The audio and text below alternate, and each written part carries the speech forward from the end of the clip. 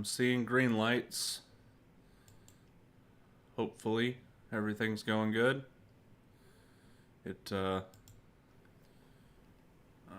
If I'll say something. I'm Um, seeing we good? green lights. We good? Once the stream catches up to you, I'll know. Hopefully, everything's going good. Yes, this is going to be our But, unusual performance when there's Alright. us If I'll running say the something. rig and everything goes I'm wrong. seeing We good? green light. And we restart the show 17 times trying to get it to stick. Right. So, sound levels are going to be a little jacked. Quality of the stream is going to be a little jacked. Not a whole lot I can do about that. It's one of them weeks. Except, for me, it's even worse than normal for one of them weeks. So, Yup. don't know why I picked start for floor 1. It doesn't really matter. I'm just pushing buttons. So, how's it going, everyone? Konnichiwa and Fonwell and all that. Special intros to your favorite show on YouTube with your favorite show hosts are still. And Volosal and I severely question the sanity of anybody for whom we are the favourite show, considering what a clown fiesta we usually present. But we're here, as per usual, to bring you the latest news and commentary on the video games industry for the week, or we would if they'd bothered to do anything, which they haven't. As you can probably tell by now, there is no Fern here. Fern has a bunch of family stuff to deal with that is very important and can't be put off, and it has also happened to coincide with his busiest season of the year. So he's running around like a madman, trying to keep everything straightened out. Who knows if he'll have time to drop in during the show? He said it wasn't impossible that he might be around, but I wouldn't bet on it. He's got a lot to organise right now. Anyway, and for the two of us, it hasn't been a great time either. So No. we are running on fumes right now, more or less, and did very little organisation before the show, in no small part because there was no energy to spare for it. Yeah, I have caught the flu that has every symptom except for coughing. And it feels like there are lead weights attached to every limb, and all I want to do is sleep. Yeah, I had that same illness. The coughing thing that I've had, I still have. It's not as bad as it was. I'm still suffering from it. I'll probably still have to take coughing breaks during the show because the more I talk, the more it's likely to come out. But that symptom seems to be a secondary illness that is piggybacking on the main one, which is the fatigue one that literally everybody in my workplace has now had, except for I think one, maybe two people. No, it might only be one person now, who I think probably has caught it, and it just didn't express any symptoms. But yeah, I had 5 days of extreme fatigue, and the coughing thing was a thing that didn't actually eventuate until everything else was over. So, yeah. But yeah, it's something that you gotta just muscle through. I don't know about you, but I usually get at least one illness that puts me out of work, or at least feeling like I should be out of work. I usually get about one per year, like that. Yeah, it's usually one and a half at most a year, where I'll get one of the 1 or 2 day icks that just knocks me out. But I'll get one that's like this that drags on for many days, and just you feel awful during it. But you can't not go into work because who knows what'll happen if you don't. Yeah, my work relies on me being there. I don't have an option of don't show up. There is no calling out of work for me. If I call out, the work shuts down. Yeah, I think that it would be easier for me if when I called in sick, work shut down. It does not shut down. They try and carry on without me, and I've got to clean up the mess when I get back in. Oh, the opossum would try. Uh, the problem is the opossum would get everything wrong and not keep any records and be like, okay, who called while I was out? Oh, I just gave him a quote over the phone. No. No, no, no. You write a formal quote, you dumb mother. Oh, He's only been doing this job for how many years? way too long. You give them a piece of paper so that we have a piece of paper that we can track down and reference, because so many jobs go through my desk for one person to keep track of it all. I don't know who you've given a fucking quote to. Yeah, well, I mean, he's only going to be worse than ever now since you've taken so many responsibilities off of him. Yeah, so he's not allowed to work alone. So I've had to drag my happy Like ass in. babysitting a child. Yeah, I have to drag my happy ass into that office and make sure I'm there and doing everything at least until 2 o'clock. I posted out early every single day and went home and slept. But I made sure I got my butt in there for the majority of the day. Specifically, the majority of the day when people are likely to call. Yeah, well, it's rough. It's rough. I have not had such a terrible week. While I am still sick, it is not a debilitating sickness. It is merely a cough and splutter that comes and goes. Why am I stepping on every landmine? That's ridiculous. Yeah, so, yeah, I had a week. Work has been very busy for me lately, but there's not any special reason why. We're just coming into the up season, and I feel like there's a lot of people that were inadequately braced for the busy season because our new intake of staff was during the quiet season, and I don't know, like I feel that there's this tendency amongst certain people to acclimate to their workload in such a way that they stretch whatever work they have to fill the day, and then that becomes their baseline. Mm-hmm. And if they start in the quiet season, then they will consider the quiet season workload to be a day's work. And yeah, so when things get busy, people get panicky, and we've got this new staff member who they're not really new anymore. They started a couple months ago, I think. But they've got this habit of taking every conceivable sick day off. And by that I mean they are not in work ever, except if being sick one more day in a row would trigger the legal right for the company to demand medical proof. So, yeah, because you don't have as an employer, you don't have the right to demand proof of illness until it gets out of hand, and there's a threshold of the number of days off that are necessary in order to invoke that. Mm-hmm. And this person seems to always just stop short of triggering it, and then the moment that it resets, they're not there anymore.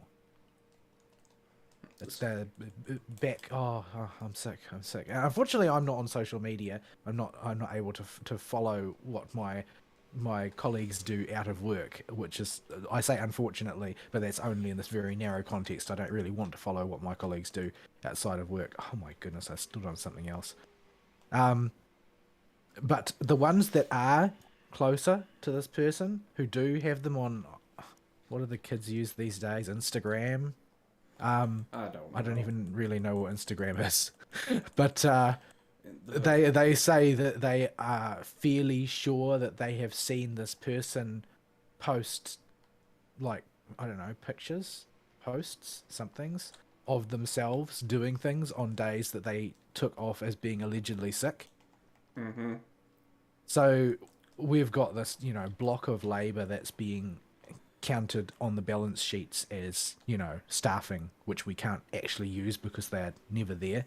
And they don't seem to have, I don't know if other people just don't suffer from this, but I feel very bad about taking sick days because I feel like I'm letting my team down. Like, if I know that that's a dangerous mindset to have depending on your work environment, because people will exploit it. But I feel like if I don't have a good reason to take the day off work in an unplanned fashion, then whatever stress gets placed upon my colleagues is my fault. It's something I'm doing to them. But other people apparently don't think like this. They just, oh well, I feel like taking a day off, so I'm going to take a day off right now. Yeah, this is if I was working for a corpo, I might I could see myself falling into that mindset. Since I am working effectively for myself, that is impossible for me to fall into. Well, I mean, as the business's technical expert, I'm sort of carrying a lot of responsibility. Like and there's also I've been trying very rigorously, in fact, to inculcate in my colleagues and subordinates the principle that if you do not know something, do not guess. Do not guess the answer. Do not ever guess the answer. It is better if you just do nothing than to guess the answer. Like I know people like to say, "Oh well, it's better to act than to hesitate. It's better to make a bad decision than to make no decision." No, that's not the case. That's not a universal. That is simply a piece of pithy advice, which sometimes applies and sometimes doesn't. If you don't know what to do, I would very much prefer that you do nothing until you know what to do, because it will cause me untold trouble down the line if you just take an action without knowing what you're doing. Or just ask somebody. Yeah, I don't know. It seems to be another thing that other people have. They don't want to ask. They will either stand there paralyzed, which is better than doing something random, or they will just do something random. But yeah, so I guess this is just the vicissitudes of dealing with other people in the workplace that everybody has to go through. But with workload stepping up as we move through the winter towards the far end of winter, the workload is going to gradually climb, and people are going to have to acclimate to the fact they're going to have to pull finger, and we're going to have to straighten out some of these disciplinary issues that have been sliding under the radar. But unfortunately, this month coming up is going to be brutal for me. I've got a lot of things to do, but most of them are not so specific as the fallout of the fact that the manager is going to be away for like 2 out of the next 5 weeks or something, which means that functionally I'm running the place as the most underpaid manager on earth. The every piece of sort of technical decision making ultimately falls to me if the lab manager's not there for me to direct people to instead, so that I've got time to do my own work. But yeah, he's going on leave for 1 week, and he's going to another branch to do something or see something on one of the other weeks in August. And in the intervening week in August, I am being shipped like 800, 900 kilometers away to the some lean thinking seminar thing.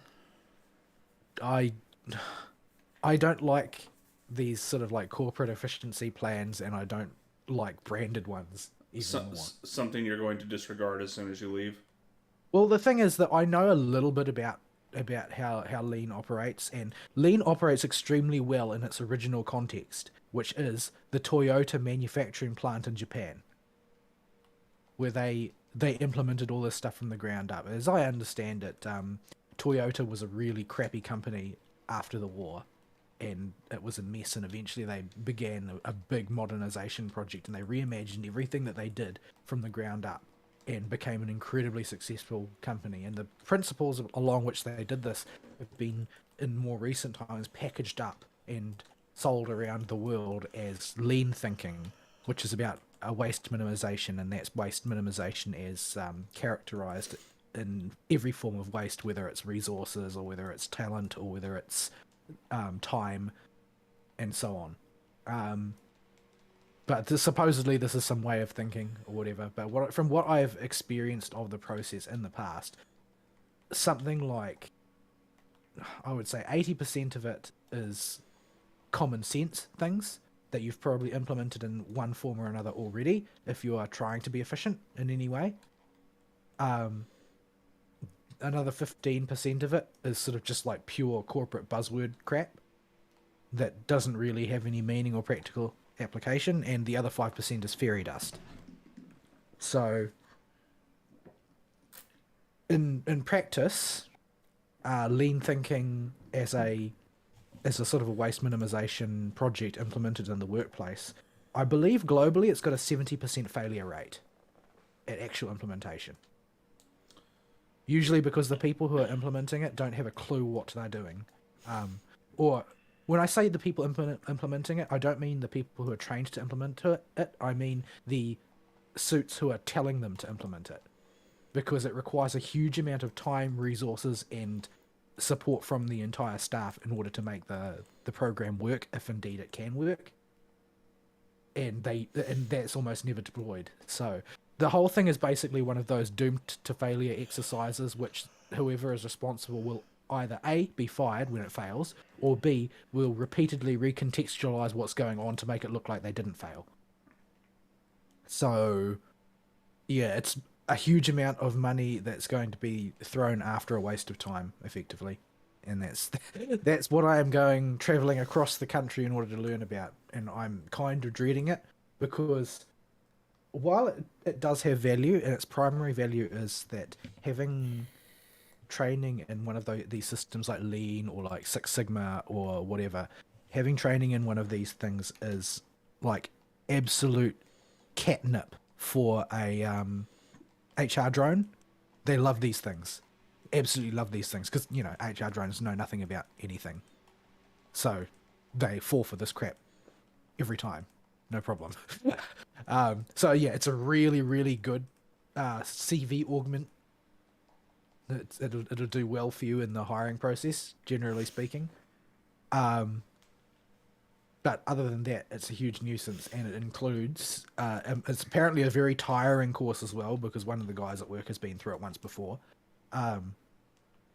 Apparently it's got a group project in it, which is my least favorite thing in the world. Oh boy, group projects. Anybody who's been forced to do a group project knows that it is basically the worst thing on earth. Golly, I'm so glad. I'm every time I think, maybe school wasn't that bad. I remember group projects. I'm just like, nah, school was that bad. Definitely, definitely. I've never done a group project that I didn't hate every moment of. And it's not necessarily because I hated the people or I hated the task. It's just something about the group project and the dynamics that tend to play out that is just absolutely repugnant.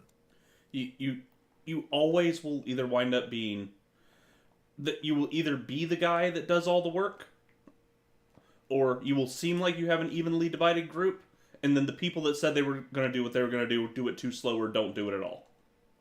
Yeah, they'll just show up and say, "Oh, yeah, I didn't get around to it at your next meeting." Yeah, and it is just awful. Yeah, it's just I feel anxious just thinking about it, because I hate doing tasks that are doomed for failure. It's just because even though I know it's doomed to failure and it's not rational for me to worry about it, since it's definitely doomed for failure, I'll still feel like it's a personal failing of mine that caused it to fail. Well, if it fails, is there any fallback on you? Just let the No, it's not going to really matter. No matter what happens, it's not going to matter. There's no real upshot of this. Were you Because a frog? it's a corporate I was a frog. It's a corporate training course that has been brought about by the company in order to make things better in some vague and poorly defined way. So they are not going to allow anybody to fail in any context. That's not going to happen. So it doesn't really matter ultimately. But I don't like being dragged out of my comfort zone all the way across the country to sit through corporate seminars for no reason. And unfortunately, this is going to be a blight that I'm going to be whatever the opposite of eagerly anticipating is for the entire month. But I have tried to embed at least one day off at some point during the month in order to, use as a pressure relief valve for the rest of the month. But it's going to be a rough month. And unfortunately, there's no getting around it. There's no way to really, I don't know, buffer against it in any way. But on the upside, the handful of people that we did bring in who are actually good, oh, you've got to be kidding. I was nearly out of range of that. Well, just whack it. Oh, well, do you actually just... Yeah. Yeah, you hit them with cards. You actually throw cards at them. Wow. They should have made it a ranged attack, though. That would have been cooler. Yep. But, yeah. Some of my subordinates who actually take to training have actually become very competent. It's just a matter of sort of expanding their skill set until like once my direct junior can take over for me, I'll be able to take leave more freely because I'll know that there's somebody competent who can cover me without making a mess. But yeah, so this week has been a bit on the rough side as workloads step up, and so I haven't really had time to play much of anything other than FGO. So FGO event I've brought to its conclusion. I think it's ending tomorrow or the day after, something like that. But I've actually finished it already. I've done all of the quests, all of the missions. I've emptied the entire shop, including the monuments, with time to spare. Challenge quest is done. In fact, it was the easiest challenge quest I've ever done, I think, other than the ones that I managed to 3-turn. Um, because, basically, because Castoria is OP. Like, really OP. Castoria by herself basically trivialized the entire event, and I am perfectly alright with this, because I honestly don't want to strain myself over the game mechanics of FGO. They're not that great.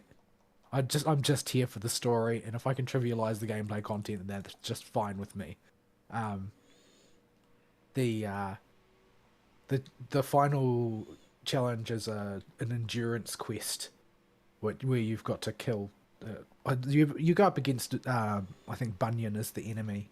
Paul Bunyan is the enemy, and she's got like 45 stacks of guts or something, and like a whole mountain of lackeys, like 30 or so mobs with varying health pools between about 40,000 and 400,000, and you've just basically got to grind through them. So I took 2 Castorias and Tamamo plus Jean Archer, and just like NP, NP, NP, NP, and wipe them all out. It was quite satisfying how easy it was actually after some of the challenge quests I've really struggled with.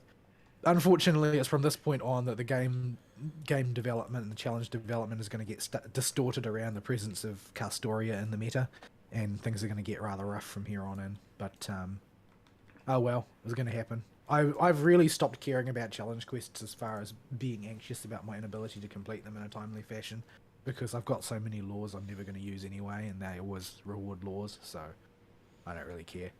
And I've gotten into the habit of basically skipping Neurofest or equivalent each year because it's too much stress to constantly fail at missions over and over again. It's very time consuming with the obtuse load times that FGO has, which according to my brother is entirely due to code bloat, due to them trying to encrypt the game.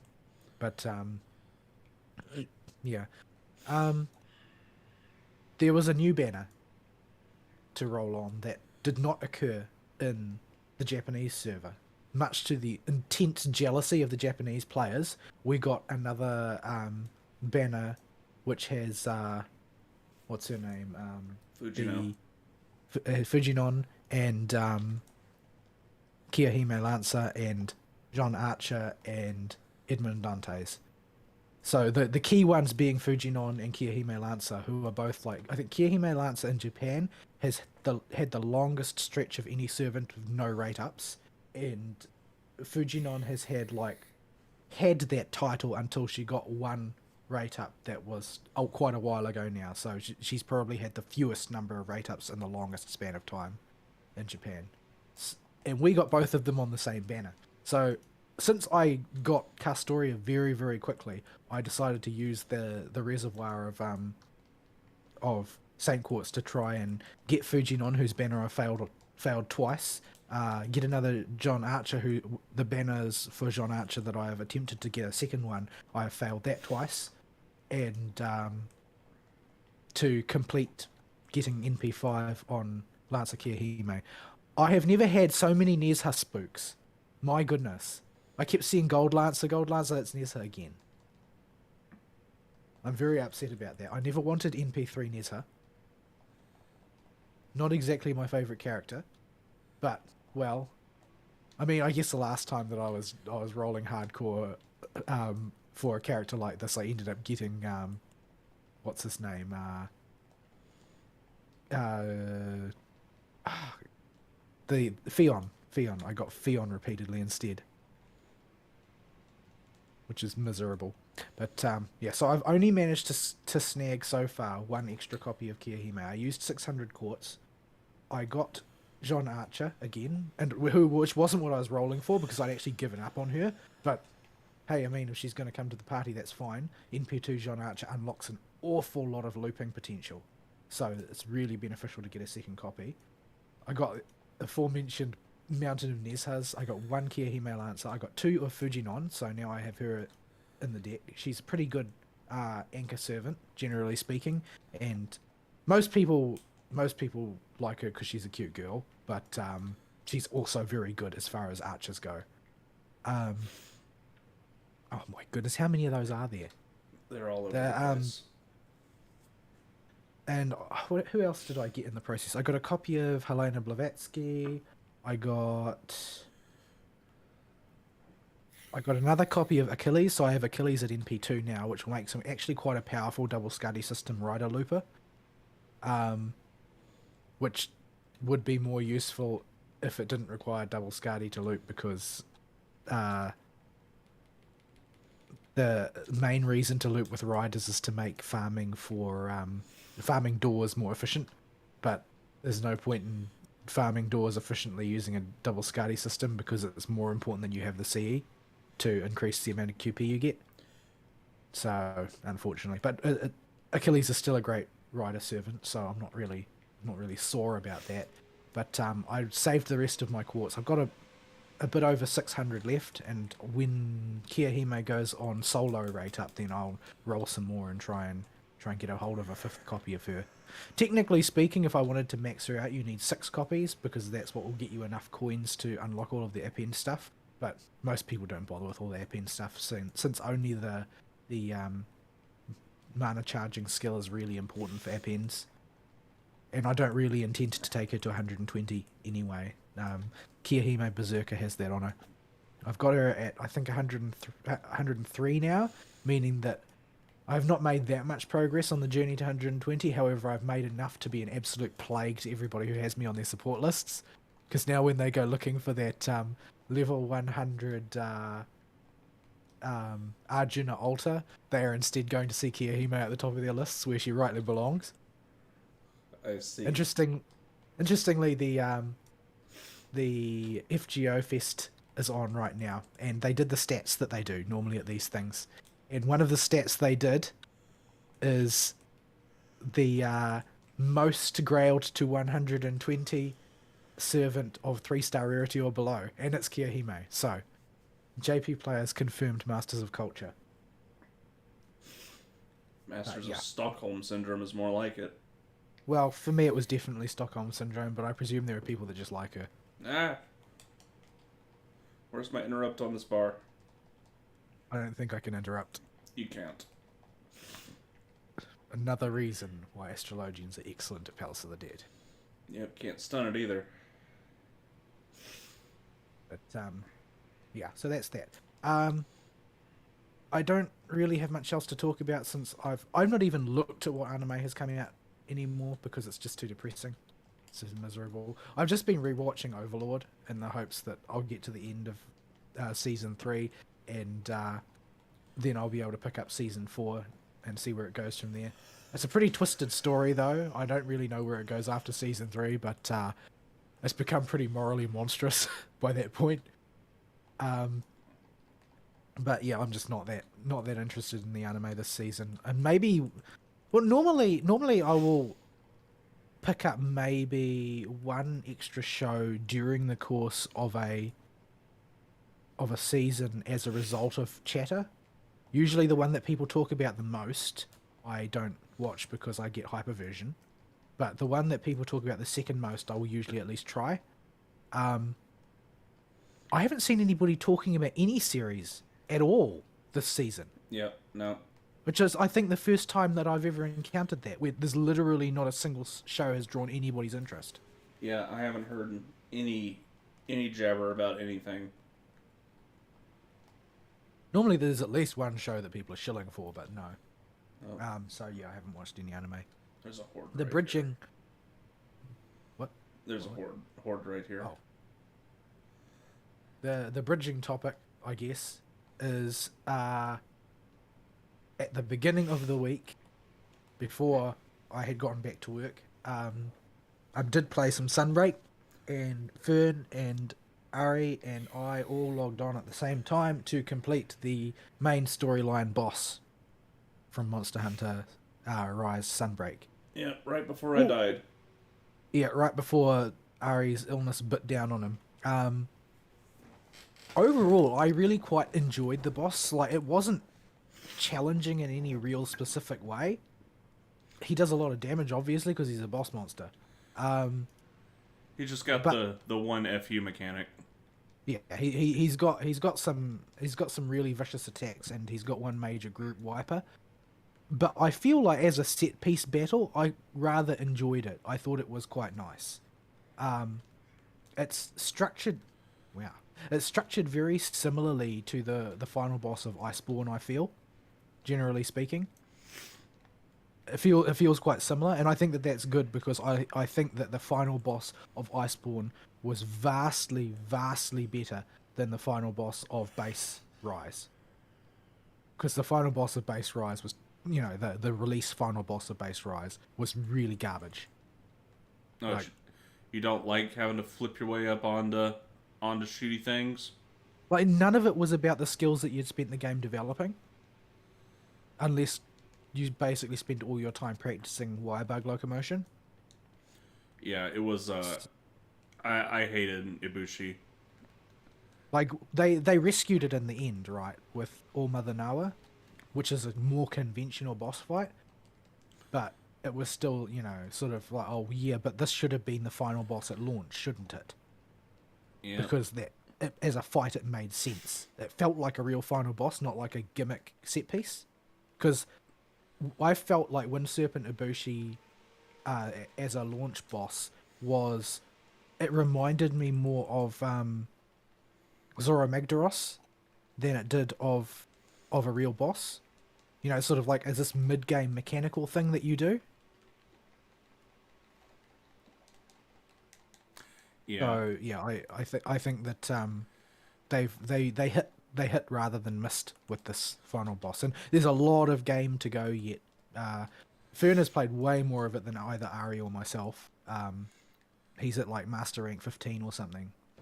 But yeah, the various monsters that are afflicted with, you know, the frenzy virus and the curios and that are going to start appearing, and that's where the sort of the real like manly master rank begins, when you're fighting the afflicted versions. Yeah. I don't know. I think they're called anomalies or something. And that's going to be the rough ones, and they will unlock the final tier of gear. They're red, and they have weak points you got to hit, and you got to bust enough weak points to stop them from exploding. Yeah. I haven't moved into any of that yet because I haven't played any. Hopefully I'll have some time to play some this evening or tomorrow. We'll see. I am not capable of Monster Hunter right now. I mean, it's not like I can't solo. Like I'm more than capable of playing solo. Maybe not with the heavy bowgun. I'm really bad with the heavy bowgun solo. But I am very comfortable playing solo with the great sword. I'm not good with it anymore, unfortunately, because everything revolves around counters now, and I'm just not good at it. I don't have it as part of my thinking because I was never a longsword player, and I'm just not very good at picking up something that's completely counter to the normal way you use the weapon. But yeah, the Surge Slash is very serviceable as far as allowing you the sort of nimbleness necessary to fight with these monsters. Generally speaking, monster tempo in Sunbreak is way higher than in Base Rise and in Iceborne, in my opinion. Like, generally the monster tempo is really high. If you're playing a slow weapon, you're going to have a bad time, generally speaking, unless you are extremely good at the counter game. In fact, I'd say that the tempo basically necessitates a counter game for slow, close-range weapons. And if you look at the way the weapons are structured, basically, they're all based around this higher tempo. All the changes that they've made are based around the higher tempo. The reason Surge Slash is useful and every playstyle that's not Surge Slash still revolves around Rage Slash, which is a sort of a counter, a sort of a soft counter, since if you take damage, you don't deflect damage outright, but if you take damage while charging it, it amps your damage, so it's sort of like a soft counter. And a strong arm stance, which is a hard counter, where you prevent like 90% of the damage and then strike back with an attack that has a huge amount of damage bonus, like 30% or something. That play style is all based around the fact that you can't play at the monster's tempo anymore because they've raised it so high. If you're playing a fast weapon, then you've just got to up your reflexes. That's all. But if you habitually play slower weapons, then you have to change the way you play entirely. So yeah, I'm not sure I agree with that, but I mean, this is something that will, like most things, just last for one game. It's one of the many experiments they conduct. It's very much not been a thing I even really notice. I just expect G Well, rank. it happens. It happens slowly, but they have if you go back, because I've had holes, because I never played heavy bowgun before at all, so I had holes in my weapon build tree that I couldn't drop in later and just start from mastering. So I had to go back and fight old base rise monsters, and they are so slow compared to what we're routinely dealing with now. Like even fast ones like Magna Marlow are basically moving in slow motion compared to the Magna Marlow at Master Rank. And the extremely angry Magna Marlow that is going to appear later on in the Master Rank progression is even faster. So We went yeah. boom. How'd you get innervated as well as going boom? I'm special. But yeah, I play fast weapons generally, so I just expect as difficulty gets up, I just got to react a bit faster. Monsters are going to be more aggressive. They're going to move a bit faster. And that's all. I also found out that the number of people that main heavy bowgun is something like 3% of the player base. Like it is the lowest use of any weapon is heavy bowgun. Like I understand why. Crap. I do. Because I can feel all of the issues that wind people up about it. But I think that there's still a lot of satisfaction to be had playing it, because you can do some pretty cool things. And I can sort of see why you wouldn't want to play it if you had solo play as a major part of your playtime, because it's just not really fun to play solo, because you're always trying to do something that is sort of the weapon's not designed for in a way. It's not that you can't do it. You can do it. You can do it quite effectively, especially if you get good with something like Garangolm's gun or something, which does an absolutely colossal damage at point blank range, which is where you're going to be all the time. But yeah, I can sort of see that people don't really like it because they've got to play in a weird way. Solo. In fact, it's a totally different weapon solo than when you can support a group. When you can support a group, you can spend time setting up your... What does this do again? It just does damage. Oh, it's just damage. Okay. You can spend your time setting up your shots and thinking about your positioning and the best way of deploying your weapon in an effective fashion, but you really can't do that in solo play. It's just not a thing. So yeah, I can sort of see the issue with it being a weapon that plays so radically different between single player and multiplayer styles. Although, I mean, both styles you could theoretically play in either form of gameplay, but one lends itself very strongly to the other sort of thing. I'm actually kind of interested in learning the close combat play style for the heavy bowgun, because it looks really fun and it's incredibly cool to see somebody good at it do it well. Like just the haze of numbers that they can throw up as they spend all of their time maneuvering around the monster's chin and then blowing their face off. It's quite fun to watch, but I foresee there's much. a lot of things that can go wrong, and there's going to be a lot of screaming and cursing. Yeah, I foresee much. God damn it! Why won't this work? The game hates me. Well, generally speaking, the game has hated heavy bowgun users. Light bow gun, not so much. Like, using a heavy bow gun as a maneuverable close combat weapon is basically the principle of trying to use the heavy bow gun as though it were a light bow gun. And light bow gun, while it's not terribly popular compared to a lot of weapons, is actually an incredibly effective weapon. And it's had lots of OP phases in Monster Hunter's history, simply because the combination of range and high speed maneuverability and support and debuffs, like, you're a Swiss Army knife if you're playing a light bow gun, because you can be everywhere that you need to be, and you can do everything that anybody could conceivably do. So you have a lot of power there. I'll probably learn light bow gun at some point, just for the fun of it, because the bow gun weapons have really been growing on me over time. But yeah, light bow guns actually got some ridiculously effective built-in silkbind stuff now that I just look at. They're just abilities that I look at it and like, this ability is so powerful, I can't understand why you would even not use it, type of thinking, which is something that's afflicting a lot of the weapons in this current era. Like, they've got this thing that I think it's a silkbind ability that you can use, and it basically gives you a mini version of heavy bowgun's Wyvern Heart, and Wyvern Heart is sort of like a peak move, right? That you can only use it on a long cooldown usually, and it's one of your power hits that you use when you've got a real good opening on a monster. They can basically do that whenever they want on light bowgun because of silkbind skills.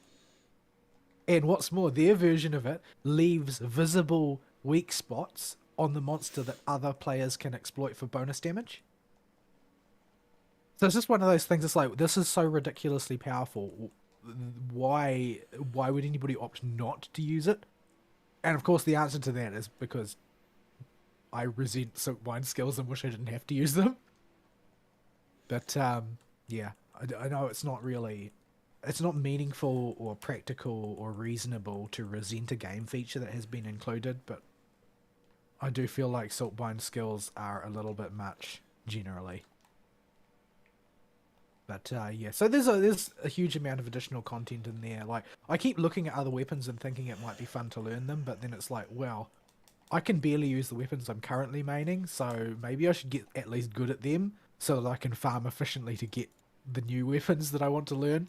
But yeah, there's a lot of weapons to learn, a lot of gameplay styles to try out, and frankly, not much time to do it in. Like, I don't like bow as much in Rise as I did in World. The way that the changes that are in there, I'm just not particularly fond of. Especially the way the wire bugs have been integrated to make it much more aerial than it ever was before. Like, most bow users think that that's a great thing because it allows them to be Legolas from Lord of the Rings movie. But I don't think that that's what bows are for. Like, I preferred the much more sort of sedate hunter style that would have sort of flurries of movement when in close, but mostly setting up at range. But there is apparently a build you can do that is all about Dragon Piercer. Like, it's all about pimping out the Dragon Piercer shot and then finding your moment and then Dragon Piercing over and over again. You don't do as much of the normal sort of aerial and close-in fighting with the bow in that build. You basically are always looking for an opportunity to fire another Dragon Piercer, and most of your damage comes from that. So I'm interested in trying out that build as well. But yeah, there's a lot of meat there. Unfortunately, I don't have the free time to exploit it. But, yeah, and even if we do learn all these new fun things, there's always that hanging specter of most of what we learn now probably won't be relevant in the next game. Oh, I don't really care that much about that. The life cycle of Sunbreak's probably going to be quite long, because the life cycle of Iceborne was also quite long. Time when it comes to releases for games seems to warp for me these days. I can't get a good feel for how long stuff lasts. Well, even if you say that, what's coming out? I don't know. What else is there to play? Well, what I mean is, like, I'll blink twice and it'll be 3 years later. That's called getting old.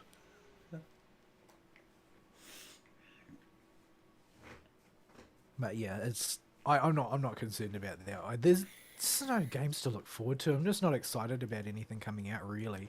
I mean, the news broke this week that Warhammer 40k Dark Tide, which is one of the handful of things I cared about, is being delayed to November the 30th.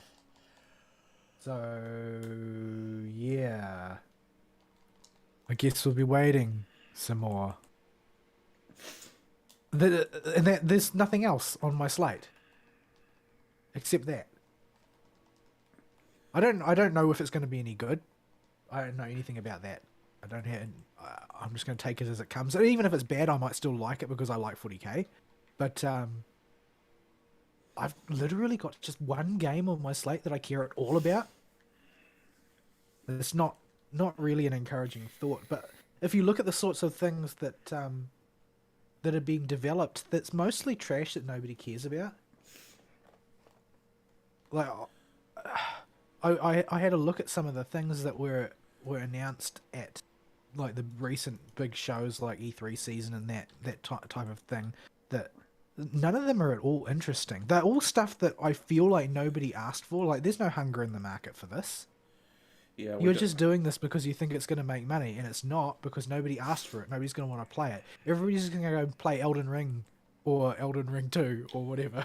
Yeah. Like, because I'm sure Elden Ring's going to be releasing some DLC before too long, and then everybody's going to be playing that, and nobody's going to care about anything that gets released in that same window. Yeah, there's every single FromSoft game except for Sekiro has had at least one DLC. And the DLCs are always massive. Yeah, they're more expansion pack tier, almost, than maybe not the size of Sunbreak, but they're still. I mean, I have trouble thinking of Sunbreak as anything other than a completely new sequel game that happens to use your save, because the scope of Monster Hunter expansion is roughly the same as the original game. But in the case of the FromSoft games DLCs, they're sort of partway between what another game would consider a DLC and what you might consider an expansion. Yeah, they're roughly 33 to 50% increase in game size. In the case of Dark Souls 3, it's like 100% increase in game size. Put them all together and it's a legit expansion pack. But they did break it up into 3 different ones.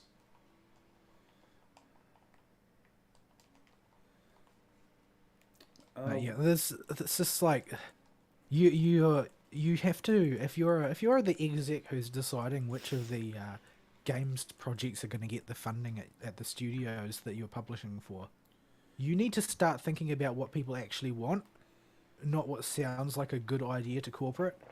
Like the one that makes me keep scratching my head is this one that there's been shelled a lot lately. I've seen online. I think it's just called Gollum or something, and it's about Gollum. Oh yeah, Like, I see that and I'm like, who wanted this game? Who was clamoring for this game? Like, nothing about it looks interesting or appealing. I can't imagine why anybody would even play it. It's possible that it'll come out and will be just a sublime game experience. But if it's anything other than a truly sublime game experience, I can't really comprehend why anybody would care.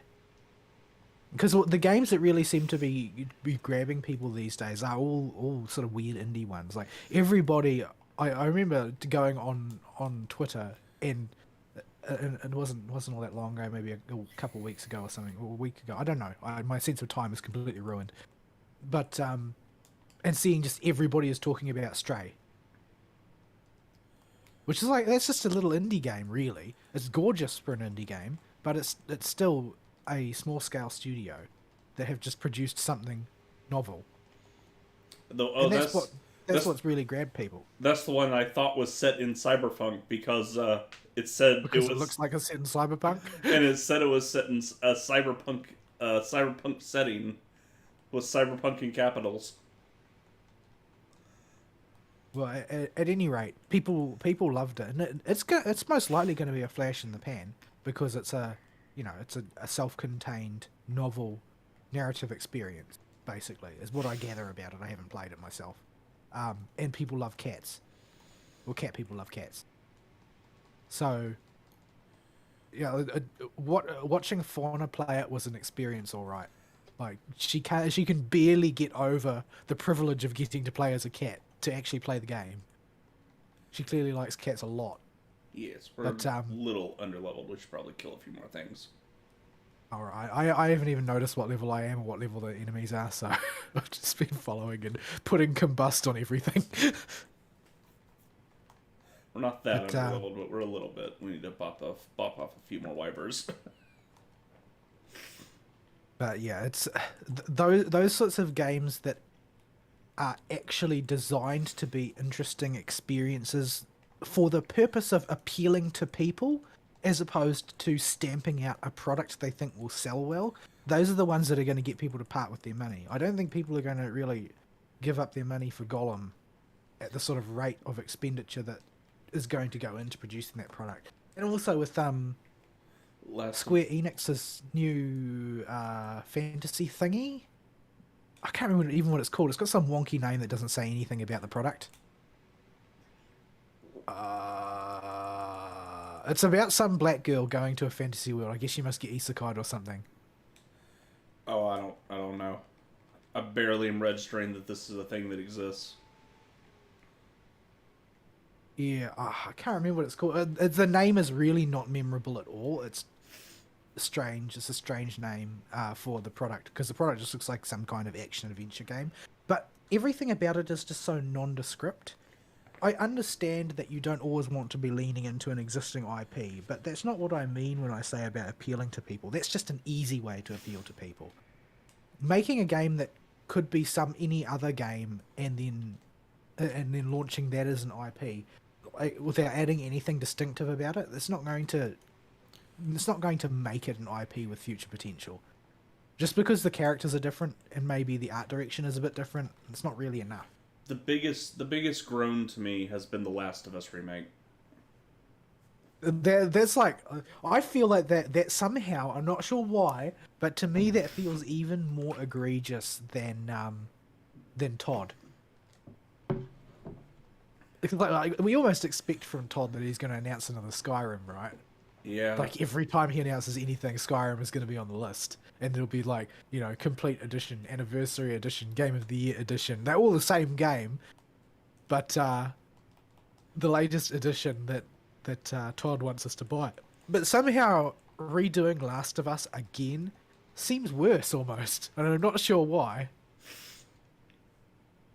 I suppose that part of it is that what they are trading on in Skyrim is the fact that everybody loves to play Skyrim. Skyrim's got a lot of failings as a game, but people still love to play it. I love to play it. I still go back and play it like probably once every 2 years or something. I'll go and just do another big Skyrim playthrough because it's very easy to play. It's very easy to pick up and just go for a long time. Just sink into that game. Even if you've done all that crap before, even if it's a bit tired, even if it still continues to bug out on you this many years later, it's very easy to get into. Very easy to have a good time playing that game. But I mean, even then, the bugs are kind of endearing. Watching a giant play golf with a woolly mammoth and shoot him across the zone, Yeah, it's like me standing on a hillside using mass paralysis on the goats and then seeing how far I can punt them. Like, it's got its own kind of charm. But the thing is, that's not how Last of Us sold itself. Last of Us sold itself as like almost, not quite, but almost like an auteur project. Like, oh, this is about our incredible storycraft and this. And, I mean, I've heard from a lot of people that they felt that the writing in Last of Us 1 was really good. It hit some real emotional buttons that really resonated with them personally. I didn't like it because to me it just felt like a warmed over zombie game with certain annoying mechanics, such as the inability to use a knife. Like in the far flung post apocalyptic future, the concept of a knife has ceased to exist, and so everybody now duct tapes a piece of broken glass to the end of a stick, and that's what you fight with. Yeah, there were lots of things about it mechanically that annoyed the crap out of me, and so I couldn't stick with it to see whatever grand writing it supposedly had. But lots of people felt that it resonated very strongly with them. They liked it very much. The story experience is important to them. But you can only have that feeling one time. You can't actually go back and do it again and have the same feelings that you felt the first time. In Skyrim, you nearly can. And if you feel that it's not quite hitting, you can just get a mod and have an entire different story experience within the framework of that same product. There's a lot of legs to Skyrim. It may still be like relentlessly cynical to a grotesque degree that Todd Howard continues to sell Skyrim over and over again, but the product is still as deep as it ever was and has the same level of potential that it ever did. Last of Us doesn't. When they make Last of Us again, they're just making the same game again because they know that name will sell to certain people. And that's all. Because that experience of going through that story afresh for the first time, that can't be had again. And the game itself doesn't have any potential beyond what you saw in your first playthrough. That's it. That's the whole thing. That's everything it's got to offer. What they have always sold it as is this great storytelling and directorial experience. And when they make that game again, it's the same storytelling and the same directorial experience they are selling again. And that's just silly. It's silly to me that they're going to keep doing that. They must do it because it turns over a certain amount of cash, and that amount of cash is greater than the amount of cash required to release the thing again. But it doesn't make them look good. It makes them look disgusting, and people already think they look disgusting because Last of Us 2 looked disgusting. So what, you don't want to get railed by a tranny like Neil Druckmann and his fantasies? no, I don't want to think about Neil Druckmann's fantasies at all, which is why I have no interest in that game. Well, that, and I had no interest in the first one. But yeah, it's just first. I don't know. Like, what about that says that? Oh well, it's been enough months now. We can do Last of Us again. Like this bespeaks a development studio that has no ideas. They're not capable of having ideas. They had this one idea one time, and that was Last of Us 1, and they wrote a decent story. They put it within a game. They did decent art. They did decent direction. It was a smash hit. People liked it. It meant something to them, and they moved on. That story was written, and it was done. And ever since then, they've been trying to live off of that success. What does this guy do again? It's something obnoxious, isn't it? Yeah, he puts you to sleep. You can't interrupt the chirp. We're just going to sleep. Fantastic. He whacks me, so I get woken up. You get to stay asleep for a little bit. Ziz. Anyway, yeah, it just to me says they've got no ideas. They can't do anything. They are effectively a dead studio walking. They are defunct, but haven't realised it yet.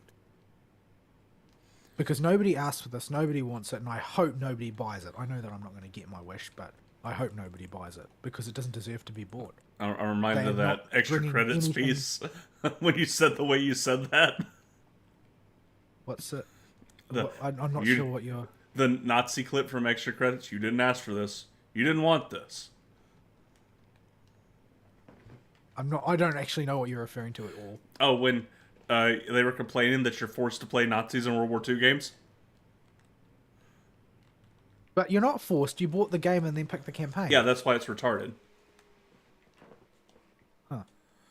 Anyway, extra credits have no credibility with me whatsoever, so...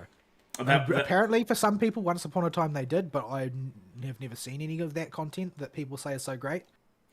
That was the video that made those people go, oh, wait a minute. These guys have production values, but are actually retarded. But when Dan quit because the guy, their voice actor guy, quit because the writer got too woke, and he's already a California art student, you know something's up. Well, it's like the guy who was co-founder of Stonewall in the UK. If you know what I'm talking. Yeah, I know what Stonewall is. I don't know if anybody else who's listening knows what Stonewall is, but Stonewall is basically I'll call it an LGBT advocacy group, which doesn't really do justice to what a parasite on society it is. since it basically they're a protection racket. They're a woke protection racket that make millions and millions of dollars off of being a woke protection racket that has a certain amount of government sanction. How do I say this? The government in parliamentary democracies like the UK and New Zealand is the parliament is not like the Congress and the Senate. It doesn't really have control in a certain way. It just legislates. It's like if you only had a legislature. And that's the only thing. Like the entirety of the actual government operation is deep state in a parliamentary democracy. The government can do things that the government as a bureaucratic entity can do things that the parliament doesn't actually want and wouldn't support because the bureaucrats can just choose to do it because they're in charge.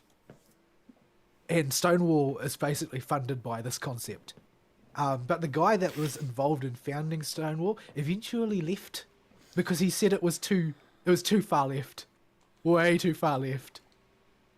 And he was far enough left that he actually founded like a multi-million-dollar advocacy group purely to shill for LGBT rights. Oh boy! And he left because it was too woke. Yeah, that's the example that came to mind of that concept you described. But yes, back to Last of Us again.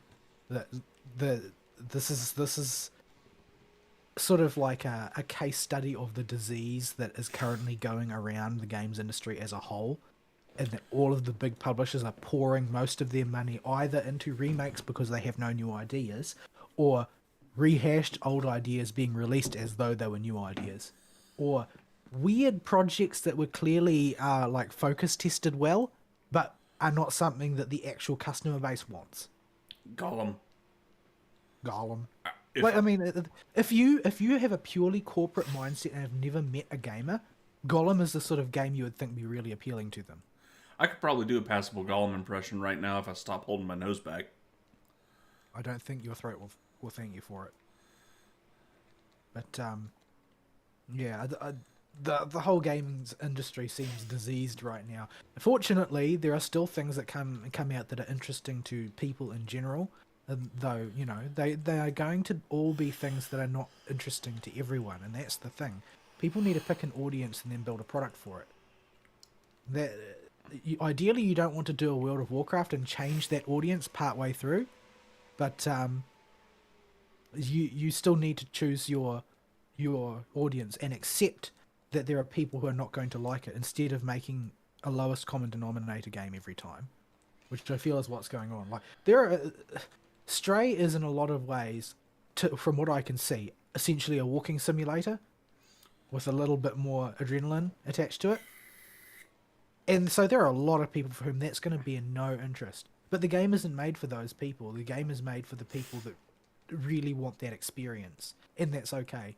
But the big games developers are only trying to make something that will work for everybody. And that's why you see this, what do they call it? Almost like Ubisoftification or Assassin's Creedification of open world action games. Oh, you know, yeah. the opposite phenomenon to Elden Ring. Yeah. Where they're just trying to make the game explain itself in excruciating detail in order to widen the capacity of people to play it to the greatest degree possible. There are lots of people who, for one reason or another, are not going to be able to interface mechanically with Elden Ring. Either because it has a level of difficulty that they aren't interested in spending the time to overcome, or they aren't interested in the process of exploring and finding in a game, and they just want the content served up to them. I mean, there are games for that type of thinking that are very corridor-like and will lead you down the way and still contain gameplay content. There's plenty of that. Oh, we got a rare spawn. Is it? Is that good? No, it just means these guys are super high likelihood of dropping a chest, but I see so few of these guys that Right, well, you can deal with that because I'm a toad. you got your Pals of the Dead pox. Oh, he didn't even drop a chest, you jerk. Give us a ton of EXP, though. Oh, I'll take it. You said we needed some. We're pretty much caught up to where we need to be. But yeah, what was I talking about before I turned into a toad? Ubisoftification. Oh yeah. So that's basically seems to me like an offshoot symptom of this whole games must be all things to all men concept.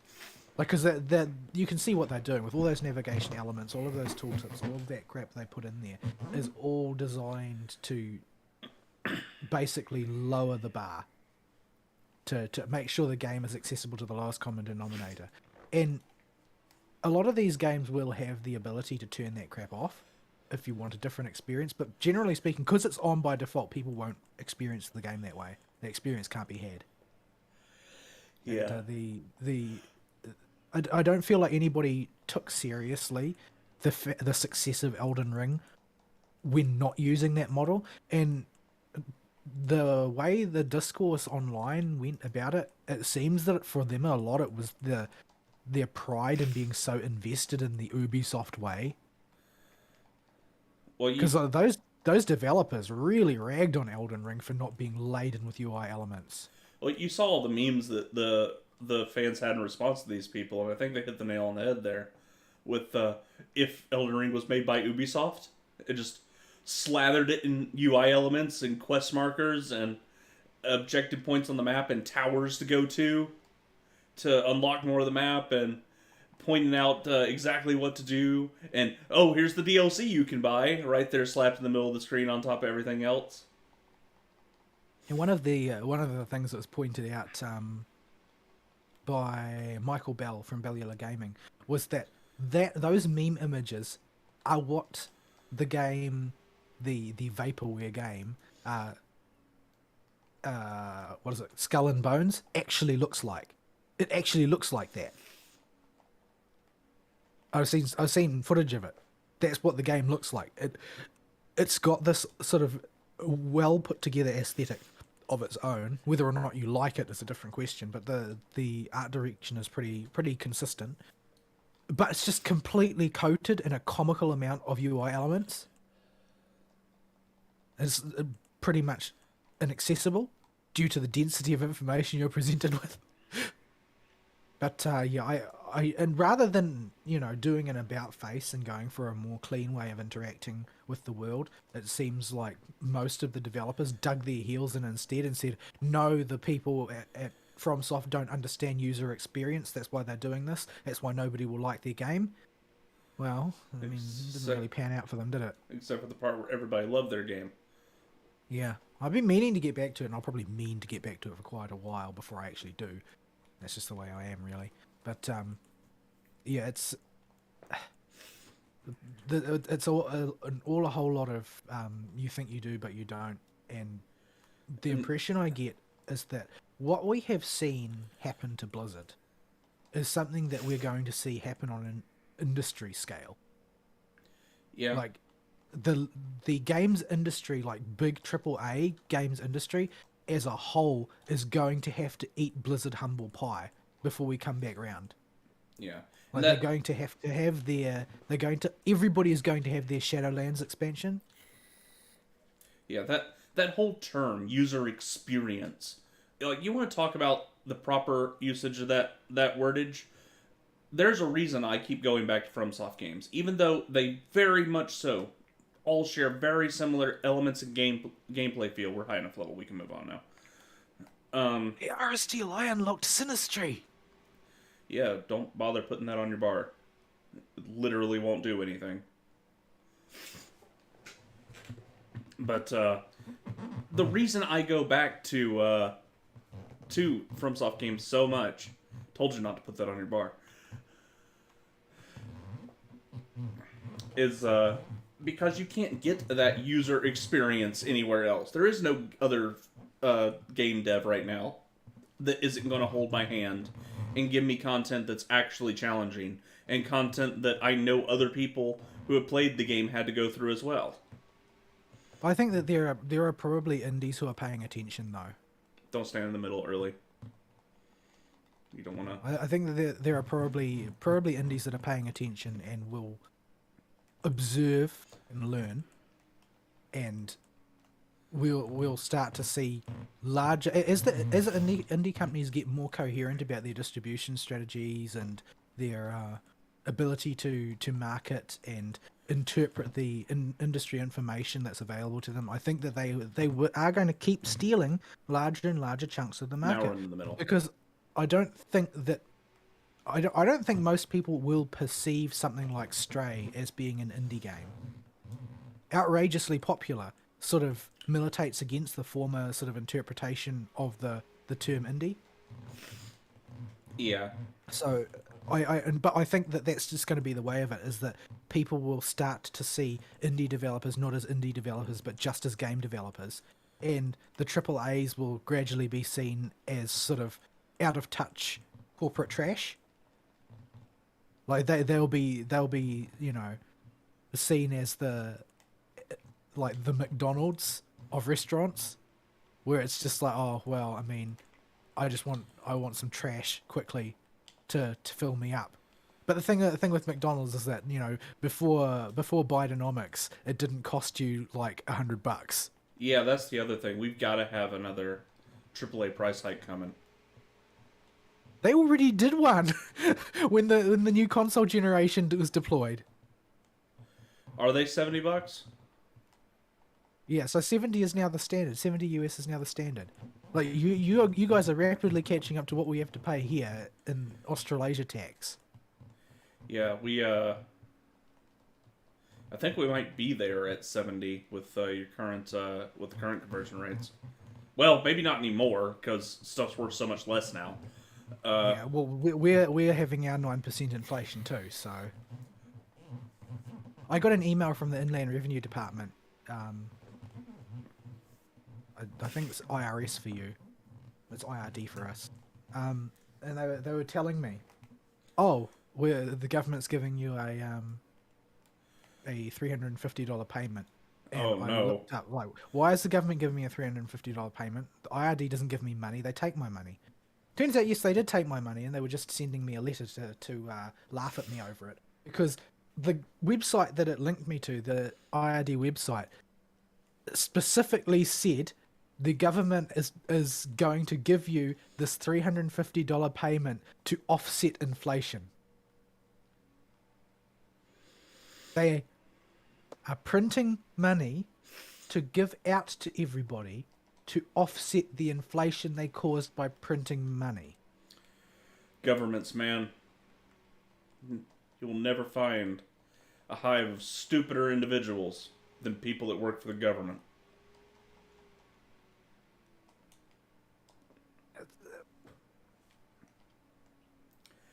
I saw a meme. I don't know if it's something that somebody really said somewhere, maybe in some book or something, but it was like some foreign guy, and he's like, I was very impressed with this concept of a government where you gather all of the worst people in your society in one building, and then you fill it with fine sand. And then I found out there was no such plan. Oh.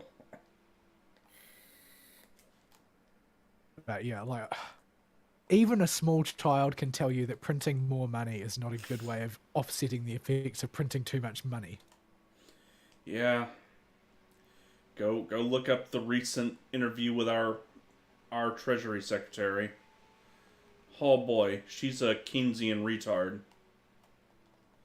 Basically, everybody working in economics that is involved in the government in any way is a Keynesian.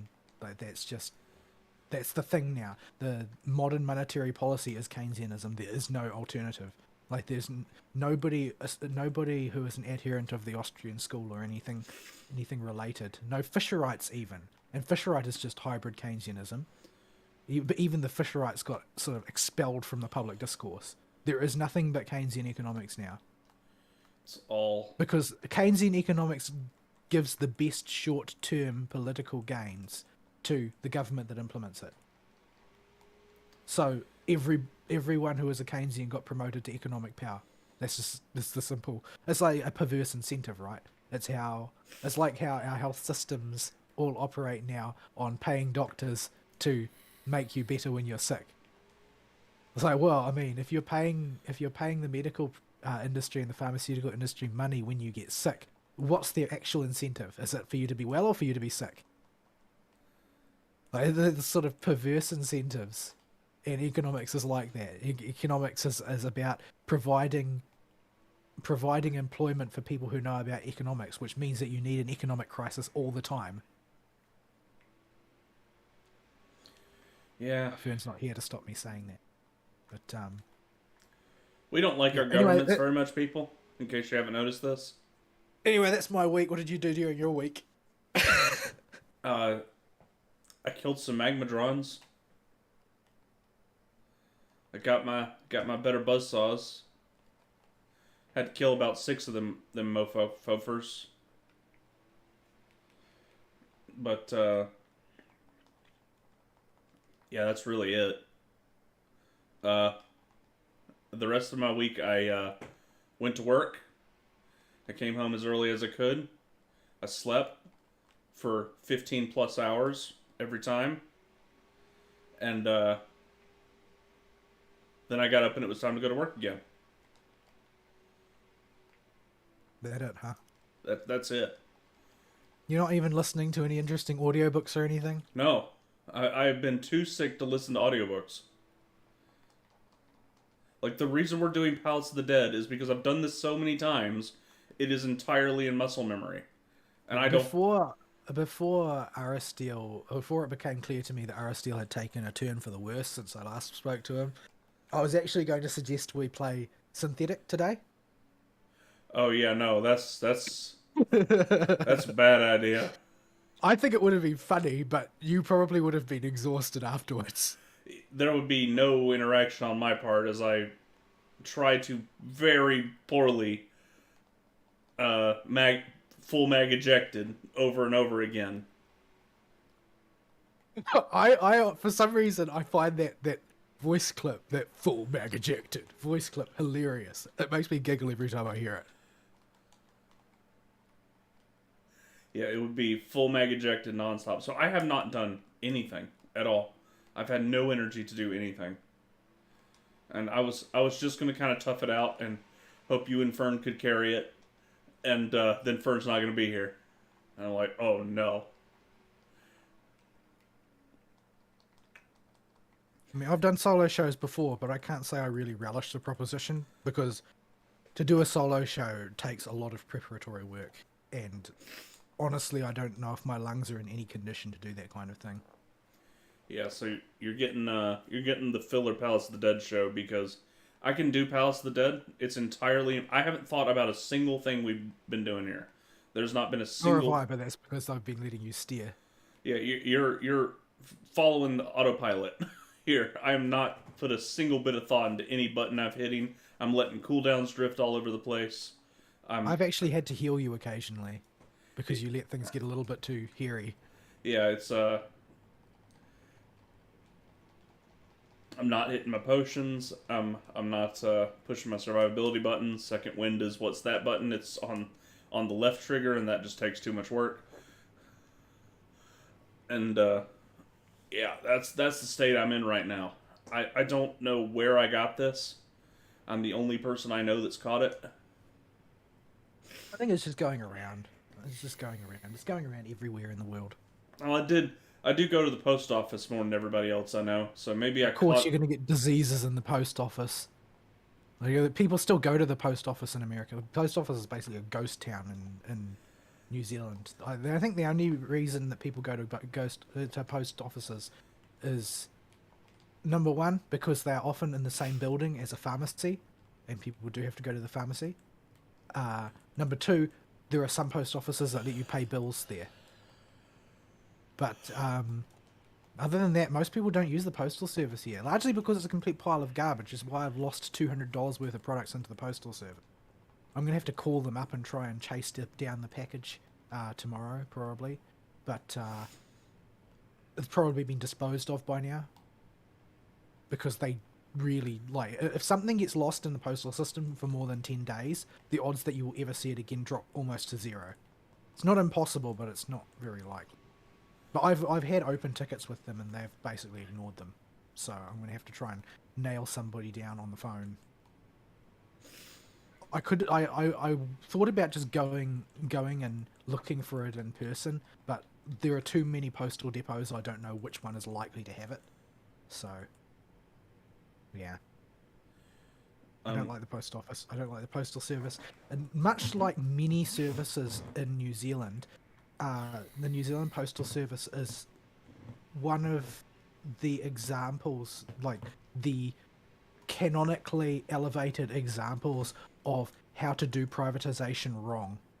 I'm not actually sure if the government owns the New Zealand Post at this point, because it's one of those things that gets privatized and then sort of nationalized and then privatized and then nationalized. Like the railway in New Zealand has been privatized and nationalized so many times I've lost count.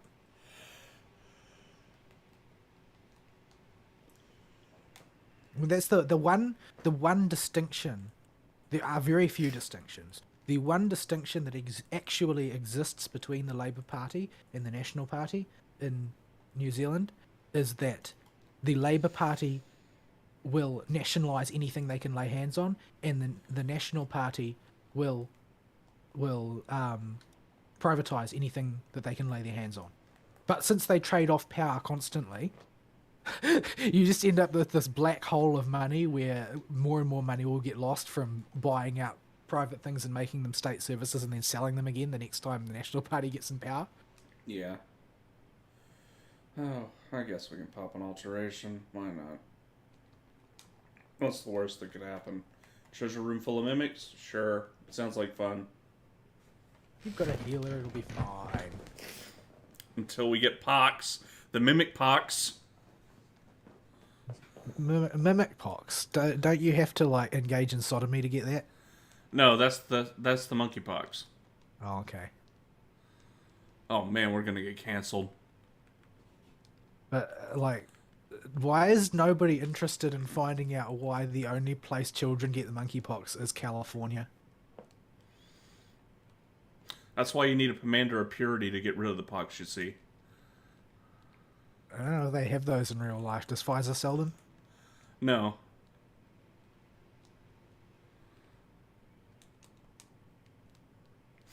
Did you happen to listen to the Friday episode of Podcast of the Lotus Eaters by chance? Fridays? I don't think so. I think it was a site only one that they did. They had Right Said Fred as special guests, which if you have no idea who they are the aging pop icons that did that song "I'm Too Sexy." Oh, If you are familiar, which as far as I can tell, most of their music was intended as a gag, but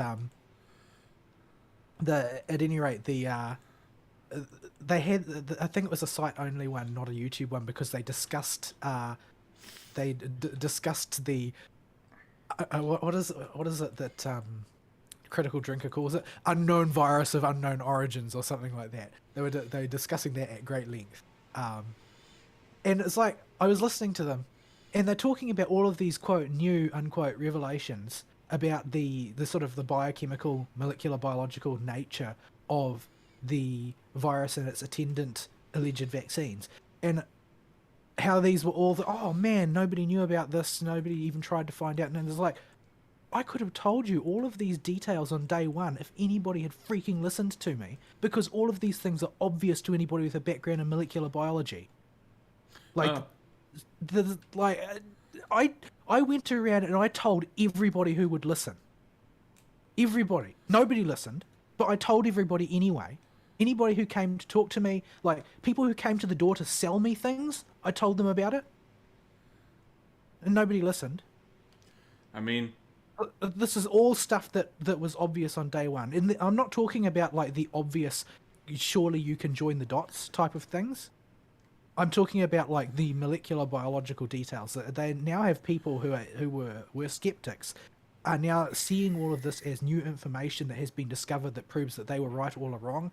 And in the back of my mind, I'm like, no, this isn't new information that proves that you were right all along. This was the stuff they knew from the beginning because I knew it, and I'm not a vaccine specialist.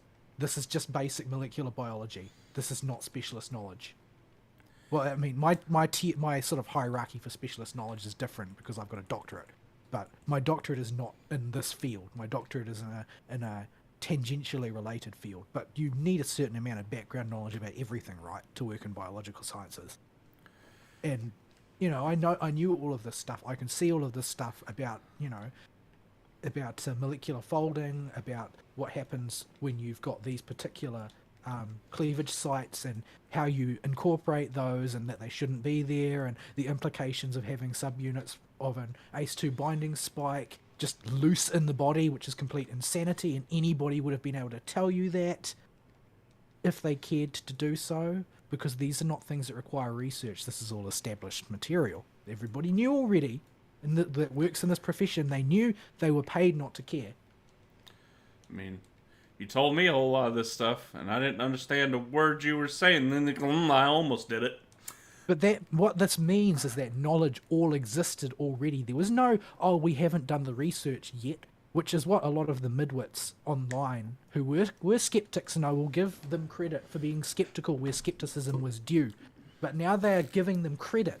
They are giving these people credit that they don't deserve, because this is not new information. It's not new information at all.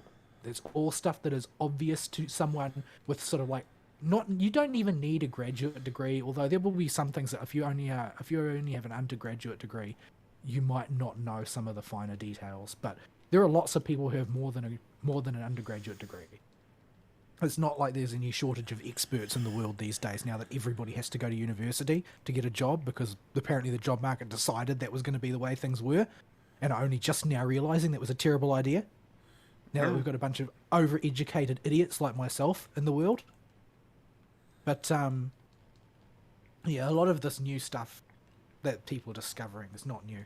Not new by any stretch of the imagination. This is all sort of like fundamental assumptions that would have existed before the development started to take place. But yeah, we can't stay on the disease of unknown origin for too terribly long, because unspecified disease of unknown origin. Yeah, we can't stay on it too long, because Susan will get mad at us. Well, I feel like I've been suitably oblique.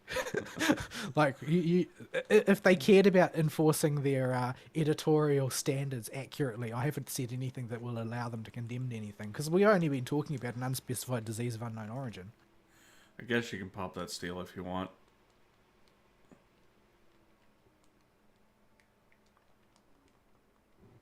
But, yeah. Anyway, at any rate, diseases is going round. Diseases is always going round. It sucks. I hate it. Everything's terrible forever. I have no energy to do anything. You've just got flu for the year. Same as everybody else will get their turn. What do you mean? What if it is the disease of unknown origin? What if I need to go get 30 tests and post out of work for a million years? Then my work collapses. That's what happens. You don't get an allocation of paid sick leave. There are many benefits to effectively working for yourself. Flexible time off is not one of them. Yeah, it's the way it be. The operations manager at work told me explicitly that I am the only pure blood left at work. The only one. Oh, man. We're just talking about Harry Potter, Susan. Yeah, but everybody got sick. Just like they would on any other year. Everybody got sick. Funny that. Yep. Very funny indeed. Yep, my sister got the unknown disease of unknown origin, or so the test claims anyway. And engaged in a level of hysterics that would make a Californian proud. Yeah, locked herself in a room, needed to shout out her bedroom window onto the at the porch to get our attention, to get her anything, and send a little basket down to send stuff up to her. Oh, that's impressive. You actually have to lower her food in a basket or something. Yeah, her room is on the upstairs floor right next to the attic. And she would lower a little basket down onto the porch, and we'd have to put stuff in the basket to send it up to her. That's that's something special. Something special, all right. Special. Special.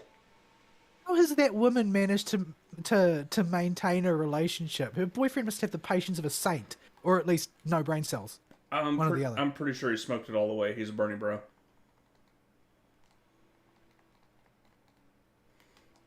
Like, Bernie bro and brain cells don't exactly go together.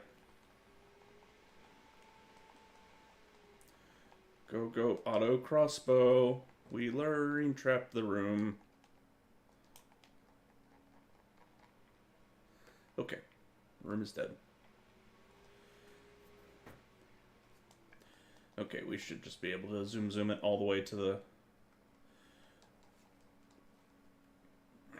the exit from now on. Being sick sucks, but I don't really feel like it sucked any more than it has on any other previous year. Like the one that I had was basically, it felt exactly the same as a couple of other sicknesses I've had. Like not even distinguishable, not notable in any way. Yeah, I feel more drained than I normally feel when I'm sick. I feel like, but not a significant amount more. Like, it's just it's taken so much energy and so much rest time. Normally, if I get a pot shirt.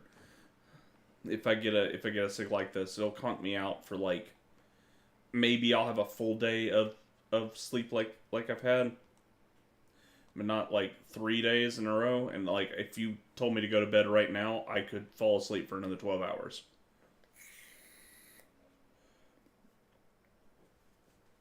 So yeah, I don't have much of a week. After we killed that boss, that was it. I had 1 day of farming magmadrons, and then it was off to bed. And when I woke up, I was like, oh no.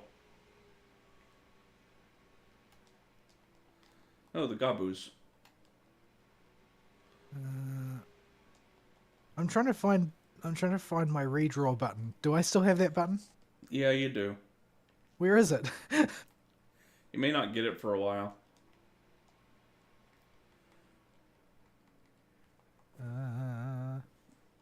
I can't find it. Maybe I took it off my bar. I don't know why I would do that, but yeah, Astros. Undraw. No, that undraw you take off your bar. Okay, undraw's off the bar. Because there's literally no reason for undraw to exist. You know what? I have no idea what I'm doing. I'll just give you whatever cards I get.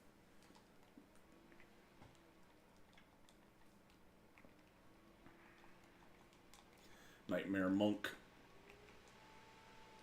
So yeah, I wish I could drag it out, but I've been too zonked to do anything. Hey, I finally got drill. It's time! You can burn through here now. Yep, once every 20 seconds something just gets deleted.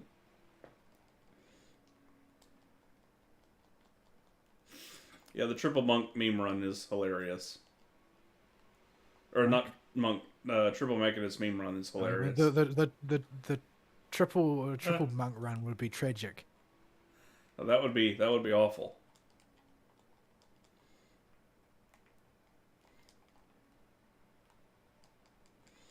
But the triple mechanist meme run is hilarious. Just push the drill button, watch everything die.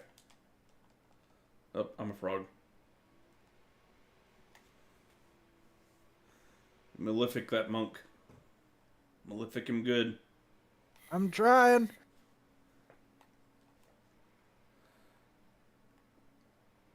Yeah, Astro's in a wonky spot right now. Nobody likes the current Astro versus Shadowbringer's Astro. Yeah, that was one of those things, right? Where it is a mistake that is made relatively commonly by the FF team is that from what I understand, one of the primary motivations behind making the choices that they did was they felt like people were using the old Arcana system to troll. And that this was a real problem, a toxicity problem that they wanted to eliminate.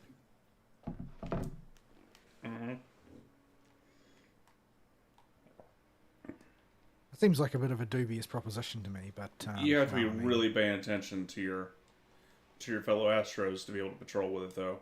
Like,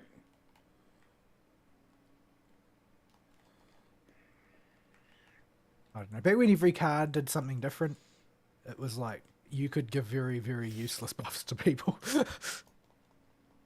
yeah, but everybody liked the Shadowbringers one where we still had the homogenized purple blue card effects, but the way you drew the cards was more controllable, and you can ensure your Astrodyne got to 3 because the way Astrodyne works right now, it used to enable divination. Now it Keep enables. forgetting that I need to be the one in combat, not you. Yep, it's another fun part of the card system. But it used to just enable divination when you got 3 of any seals, and divination got more powerful depending on how many seals you had. Now they give you this weird Astrodyne thing, but the problem is the current Astrodyne buff, none of it matters except for the last buff. So unless you've got 3, it doesn't matter. Why do I just draw the balance every time? I'm having trouble getting anything that isn't the balance.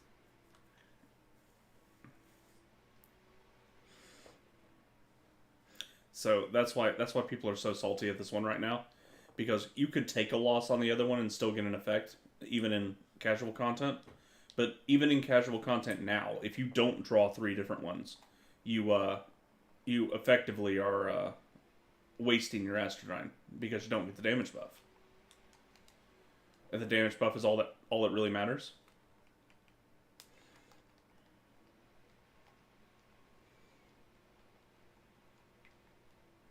So yeah, Astro's in a weird spot right now with that. Site, sure, why not? Yeah, I've been drifting palms, drifting cooldowns. I don't think I've used my auto turpit except for bosses. Forget the poor guy even exists. Oh man, being sick is not fun. But yeah, it's felt like I've had just increased energy drain compared to normal, but it hasn't been like the end of the world. It's just been a really, really heavily drained time for me this past week, and I just haven't been able to get anything done.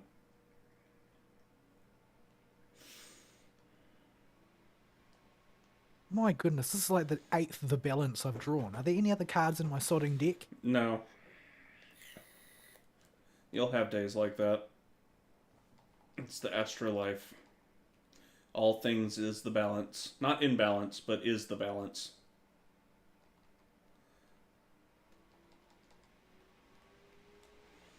At least at least the fact that you can't stack horoscope charms when you're out of combat means that I can still buff you using the ones that are off suit. Yeah. Provided I don't get into combat first. What are we going to talk about? Let's go fight a boss, and then let's go to a break, and then we can figure out what we can talk about. You know how to go to breaks? No, but I can mute everything, and then we can go to a break, and then we can come back. So they will get a blank screen for about 3 or 5 minutes. What does this guy do again? Summons ads, kill the boss. Don't stand in yuck.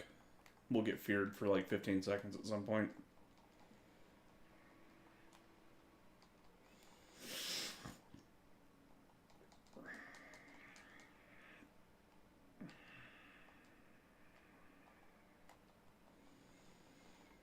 Go, Turpit Ranger.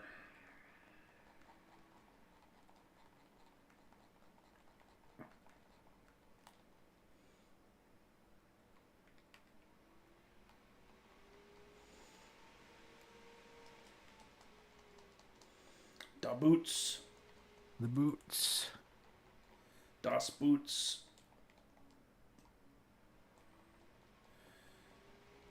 Hopefully we don't get paralyzed because we don't get struck by boots.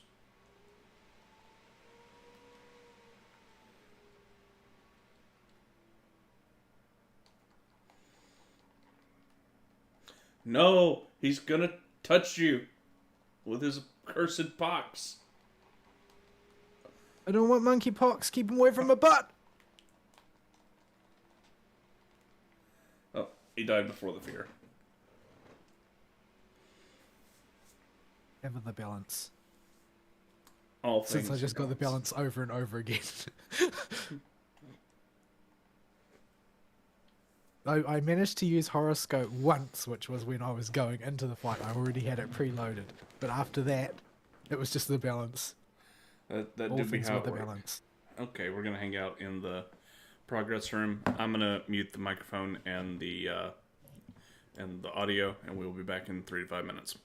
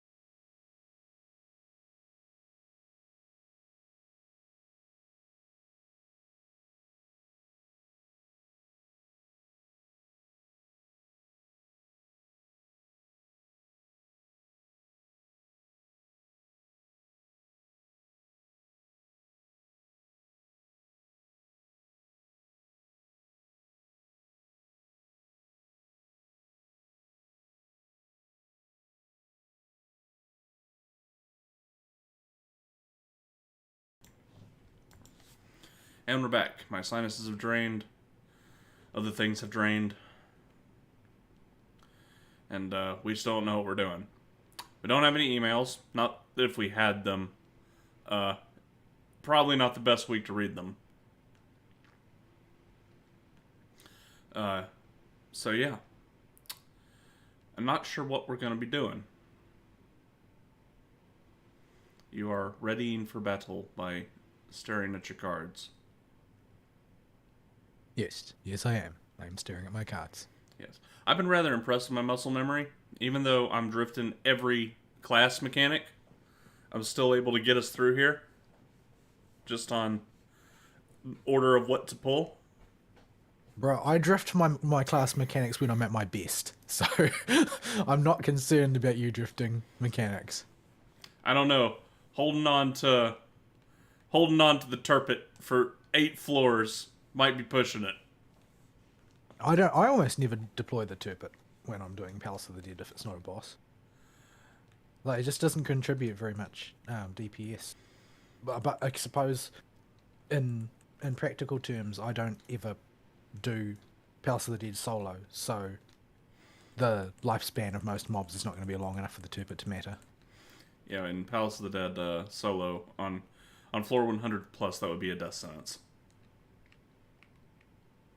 Man, if we ever do get any new listeners, nobody's going to know why we call it a turpet.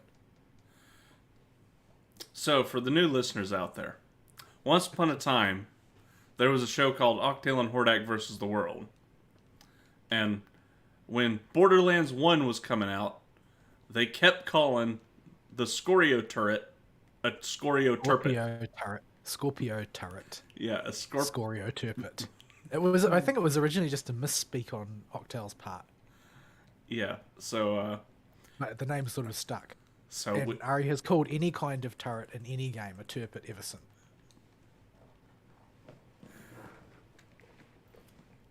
So yes, that's a deep lore joke right there.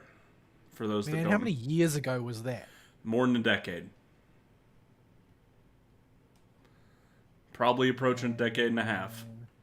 I don't want to think about that. They were super hyped for Borderlands release. They did heaps of content about sort of anticipating it.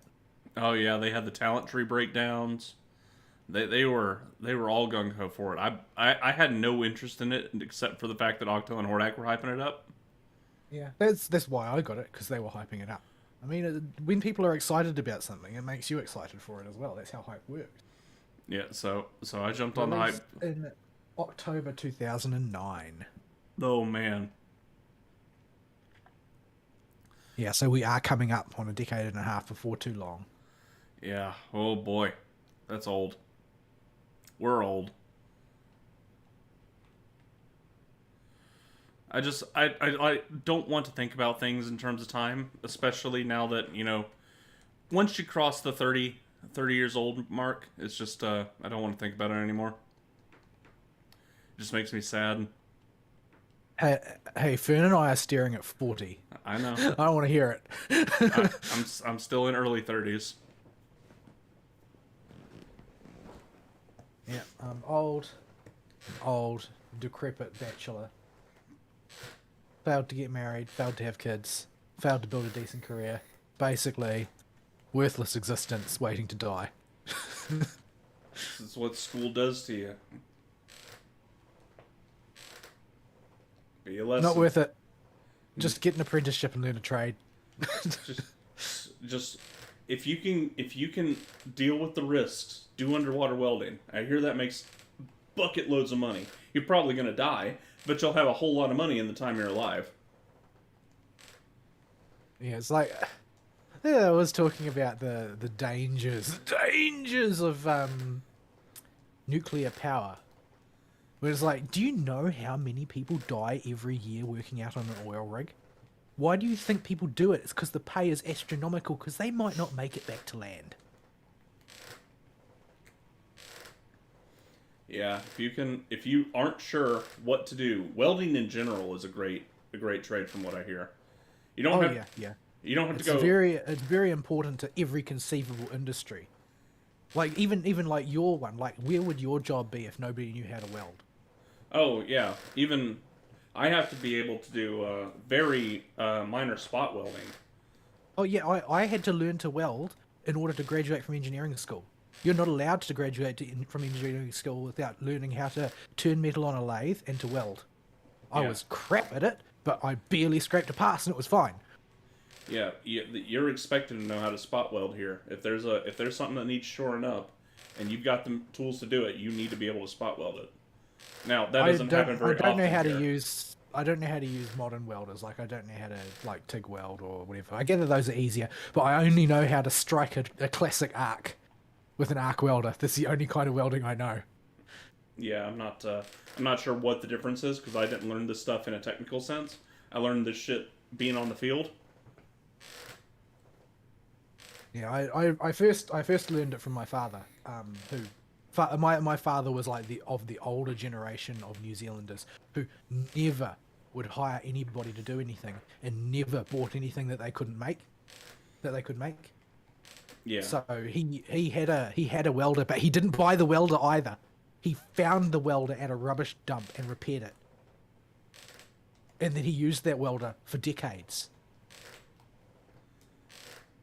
It was not without its drawbacks as far as salvaged equipment went, because number one, it blew up my mother's sewing machine by being that's on the same circuit and being a little bit unstable on the old power draw. And number two, it had a tendency to catch fire at random moments while in use. sounds sounds about right for something you dug out of a garbage bin. But nevertheless, he still used it for years and years, and it worked. Got the job done. He welded a bunch of stuff with it. That was just the mentality back then. That was the normal mentality. There was Is that you don't pay for anything that you can do yourself. that just so that you people who might be younger than us, you need to understand something. Our parents and even the people that were hitting adulthood when we were kids, you could feed a family of five on a high school education. Yeah, and only one member of the family would need to work. Yeah, like this was normal. You could own a house, be paying off your mortgage just fine, and have enough money left over to feed yourself and get most basic amenities and Christmas gifts for all the kids for a family of five. Yeah. With In the if you look at it, I don't know what it's like in America. America historically has been cheaper as far as living is concerned compared to most of the rest of the world, because you know your country is enormous with a huge amount of resources up for grabs. Because most people's perception of America is confined to New York and California, a lot of people don't understand the sheer scope of the size of the US and how many resources are just waiting there to be tapped that you aren't allowed to tap because of the Biden administration. But the the cost of living has always been higher in the Commonwealth. But when I was growing up, cost of a house that you can live in, you're looking at maybe 2 to 3 years' salary. Now you're looking at 10 minimum, yeah, it's like or a well-paid person. yeah, it was houses when I was a kid. You're looking at 120 to 200K for a decent sized house for a family of five ish, and that would take three full salaries thereabouts to pay for on U.S. money. Nowadays, that same house about 800K, and your paycheck ain't gone up very much to compensate. Like salaries have not jumped up the same appropriate amount, so you're looking at about 3 or 4 times that to pay it off.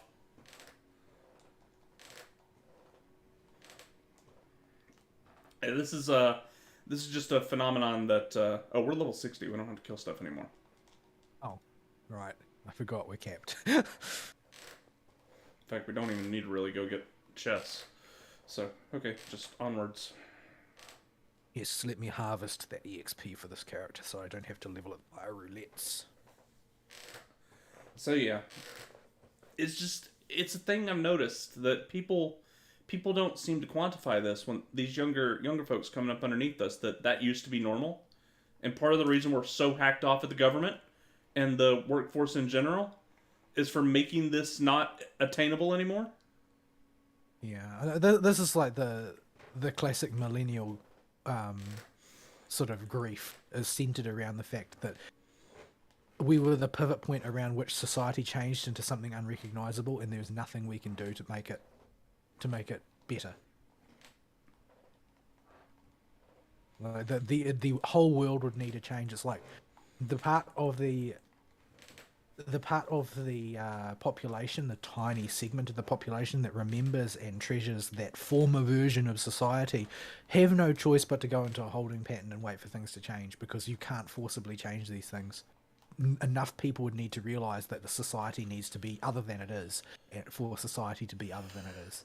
It's not something that a small number of people can't actually change the face of society. A small number of people can overturn a country, a small number of people could unseat a government, but they can't change the way society is. That's something that happens over time due to the realizations of the people as a whole. Unfortunately, you can't force it. If you could force people to change the way they think in a radical way, well, every communist revolution wouldn't have failed in the precise way that it failed. They would have failed in different ways. Yeah, it's it sucks, man. Yeah, that's just the way it is. That's the way it is, and unfortunately, the two of us are both failures who can't advance the interests of a better society, since neither of us managed to have families. So, which is another product of the same thing, ultimately. Well, The same distorted way of thinking. yeah, it's And also we're not immune to that distortion either. We live in it and we breathe it in and we consume it constantly because there is nothing else. it's in terms of getting a family anyway. I have not had problems meeting people who I could go on dates with. It's just they turn out to be the type of people I brought on Ventrilo back in the day. They turn out to be insane people, Yeah, basically, you know, or people who just don't have any values that you can recognize as values because they think in a way that's too radically different. yeah, it's this weird thing that's happened with our the point where we were born, where we're stuck between two generations, and if we adopt the ideas of the older generation that came before us, we have nothing in common with anyone that adopts the more modern millennial views of stuff. Yeah, because we're sort of like, particularly Fern and myself are like the oldest generation of millennials. We're the over the hill millennials, the millennials known as millennial boomers. In that we have old Gen X sensibilities about the way the world ought to be, but we don't live in that world, and so we don't know how to live.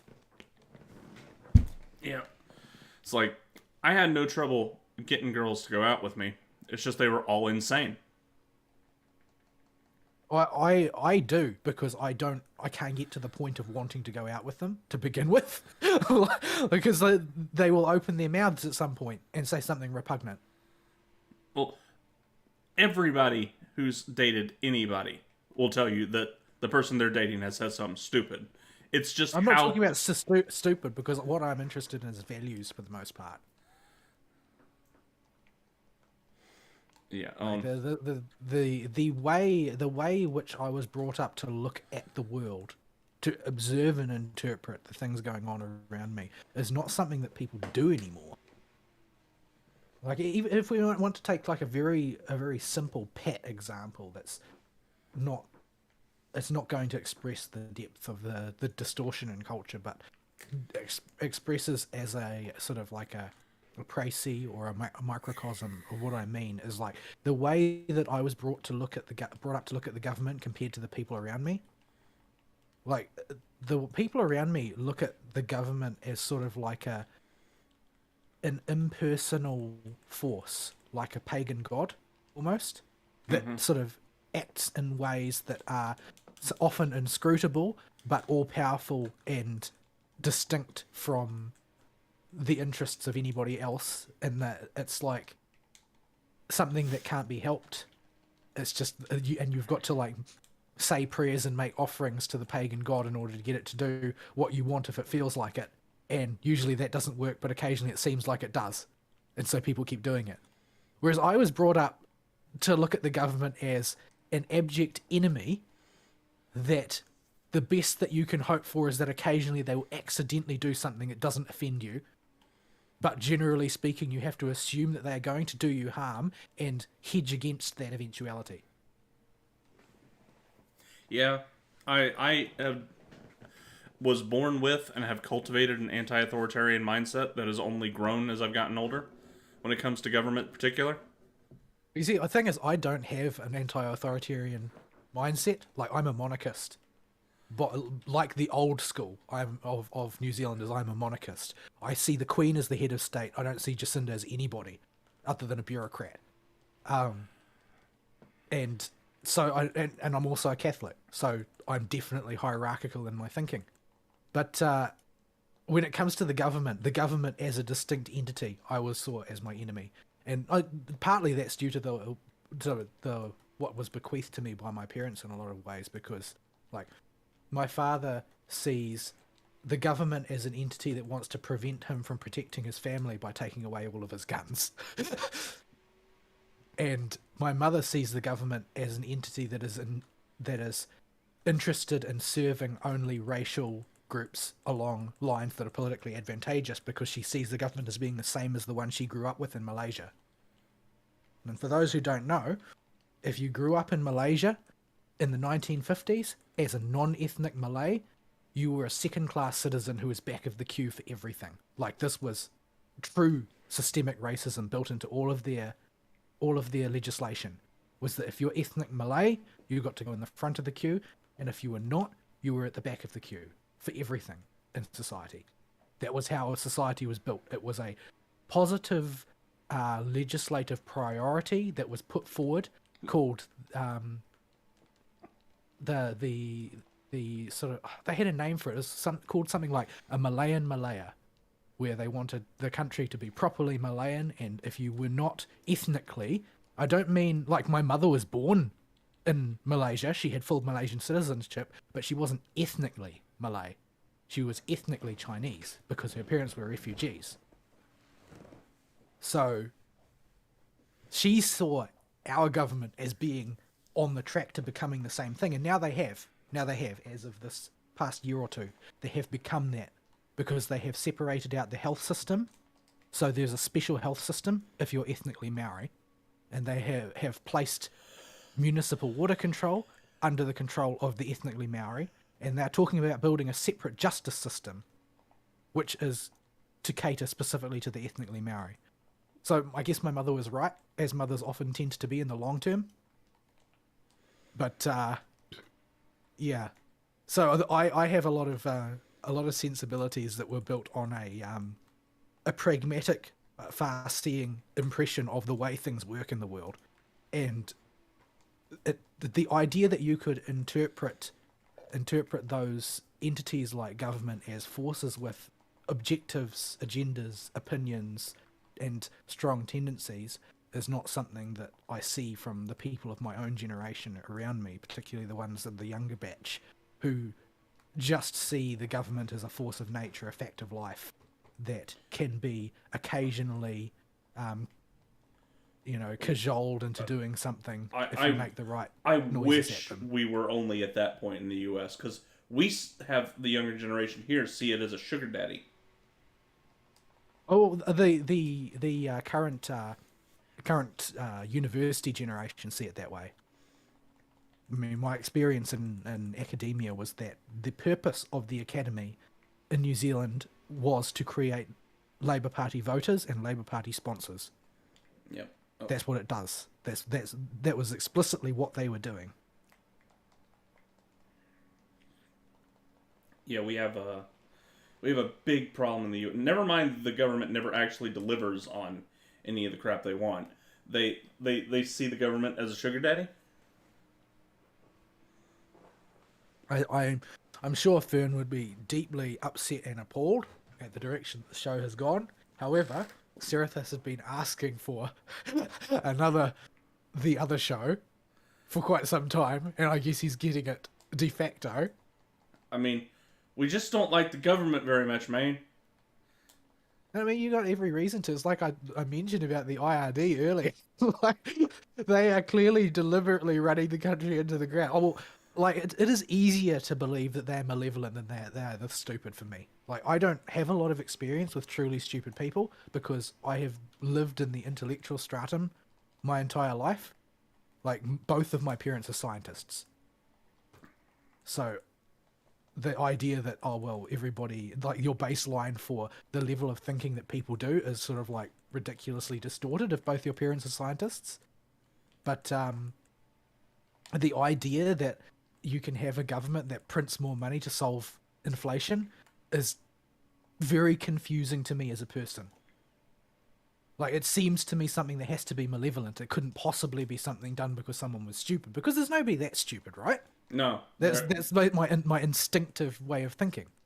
y- I'm here to tell you, them people that get them jobs are not very bright to begin with. And I don't. the other answer to your I, question is, why not both? well, I'm not saying that both is not a possibility. I'm saying that it seemed to me, due to my baseline impressions of the part of humanity that I have mostly been in contact with, that the stupid option was not on the table. But it very much is on the table.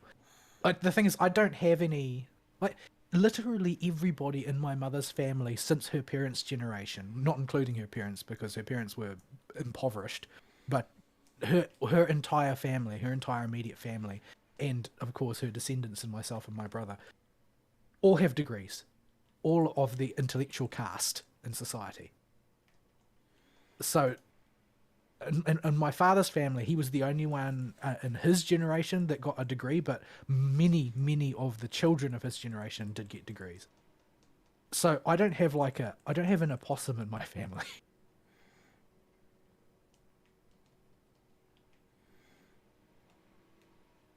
I found my interrupt button so you didn't get paralyzed.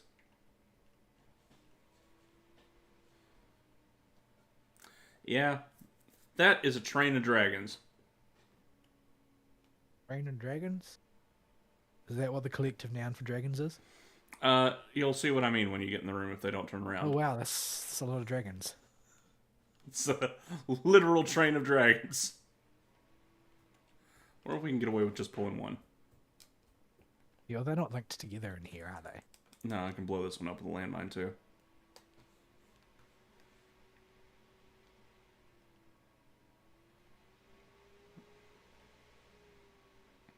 Yeah, we're good.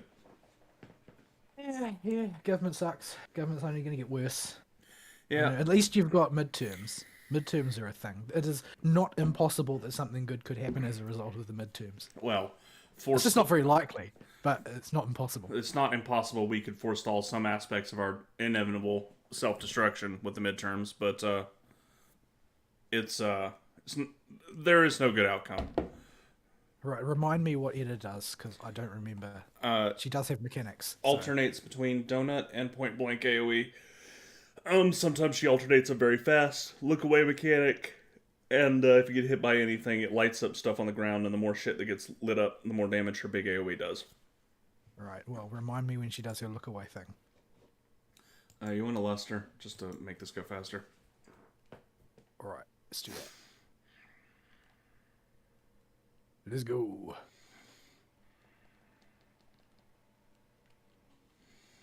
So yeah. This will probably be the last floor. We're stretching as is. Well, it's not so much that we're really stretching as we've gone wholly off of the original intent of the show and are now whinging about the government. Look away, look away. Oh. Why did I get hysteria'd? That's incredibly unfair. The server believes that I was looking at her. It certainly did not look like I was looking at her. Well, on the plus side, you only got hit by one of those. Oh, no, you didn't get hit by any of them. We're okay. You got feared in the right direction. You don't have to stay lusted, by the way. You can delust. It's fine. You don't need healing. I got like... I've only got 4 seconds left anyway. Look away, look away. Hey, I didn't get hit this time. Fantastic. She's gonna jump at you and do damage too. Oh. Then she's gonna do in sickness or in health. Oh, no, no, no. And then she gonna do Black Honeymoon soon. No, Dark Harvest. Dark Harvest. Why you do this to me, man? She'll do it to me next. She just hops around and does it on random people. Oh, right, she has these guys. I always forget about these guys because they're such a nothing burger.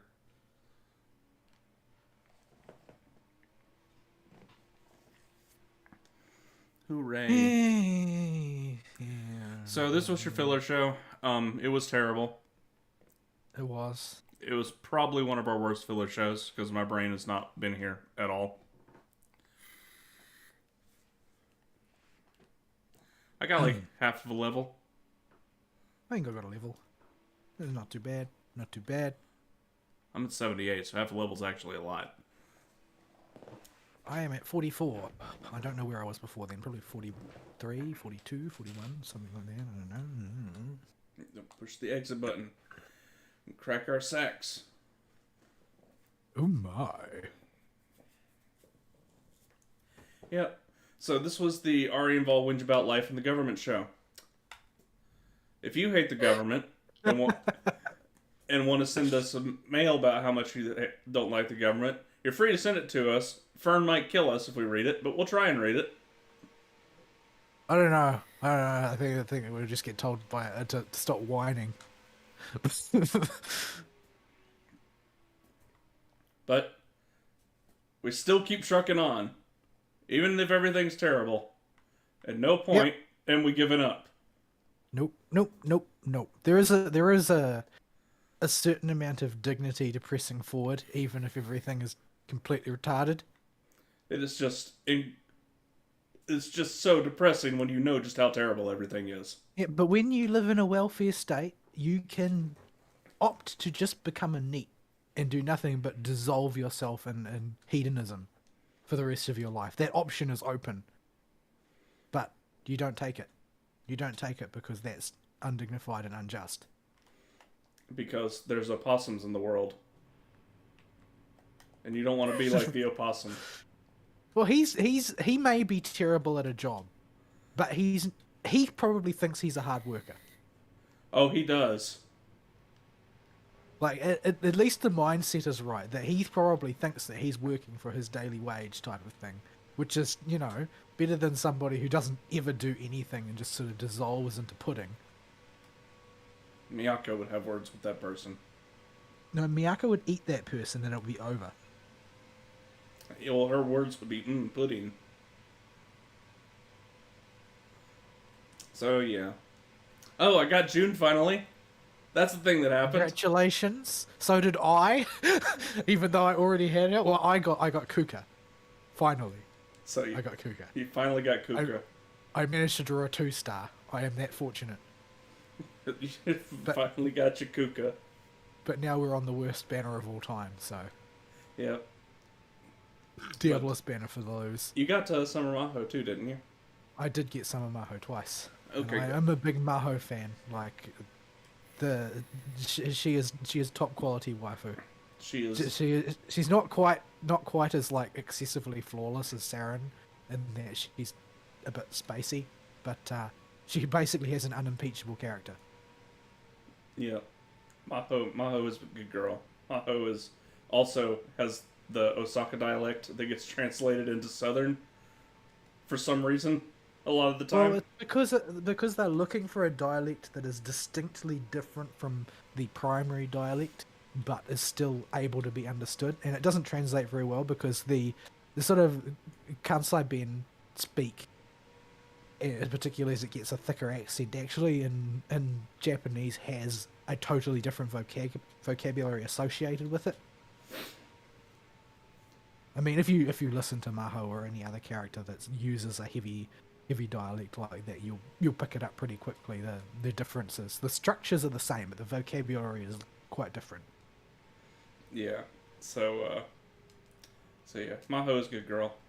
Good magic deeps, serviceable magic deeps. Maho doesn't stand out in either of her roles, but she's very solid in both of them. Yeah. Like for base Maho and summer Maho, they both do the job in a very solid fashion. Base But they're Maho, not meta. They're not meta OP. they're not meta OP, but particularly in Tower Luna, if base Maho is the answer, she is the best answer to the problem. Because for Yeah. blind the second target. Yeah, she very her kit is very all over the place in a lot of ways. Like she's got blind, which you desperately want to protect frontliners, but her union burst is for buffing magic DPS. So like the last Tower Luna EX boss I fought, the floor 291, Maho was the answer to my caster team because it runs Lima, Tamaki, the boss, and 2 DPS I don't really care about, but they're just there to annoy you, and the spotlight. And the problem is Lima melts to magic DPS, but there's a Tamaki in the way. That Tamaki's in slot 2 on the enemy team and is going to kill your casters. And it's going to have So supercharged Union bursts that come up super fast because of the spotlight. So if you want to nuke the spotlight or nuke the Lima, you've got to blind the Tamaki and hope it doesn't hit. which slot does Yuki's blind hit? Yuki's blind. Yuki's blind. I don't know. I'm pretty sure she's got a blind. He's got a blind. I don't know because I don't use her very much. Him very much. Him. Very successful masquerade as a female character. Yeah. Far more than anybody in real life is capable of. Yeah. So yeah. Caitlyn Jenner, eat your heart out. But yeah, it's Maho is very very useful in fights like that where the second slot is a DPS that needs to be blinded.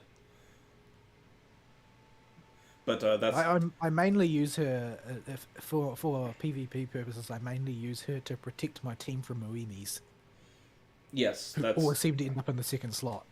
yeah. Muimi is very easy to force in the second slot. She's a high frontliner.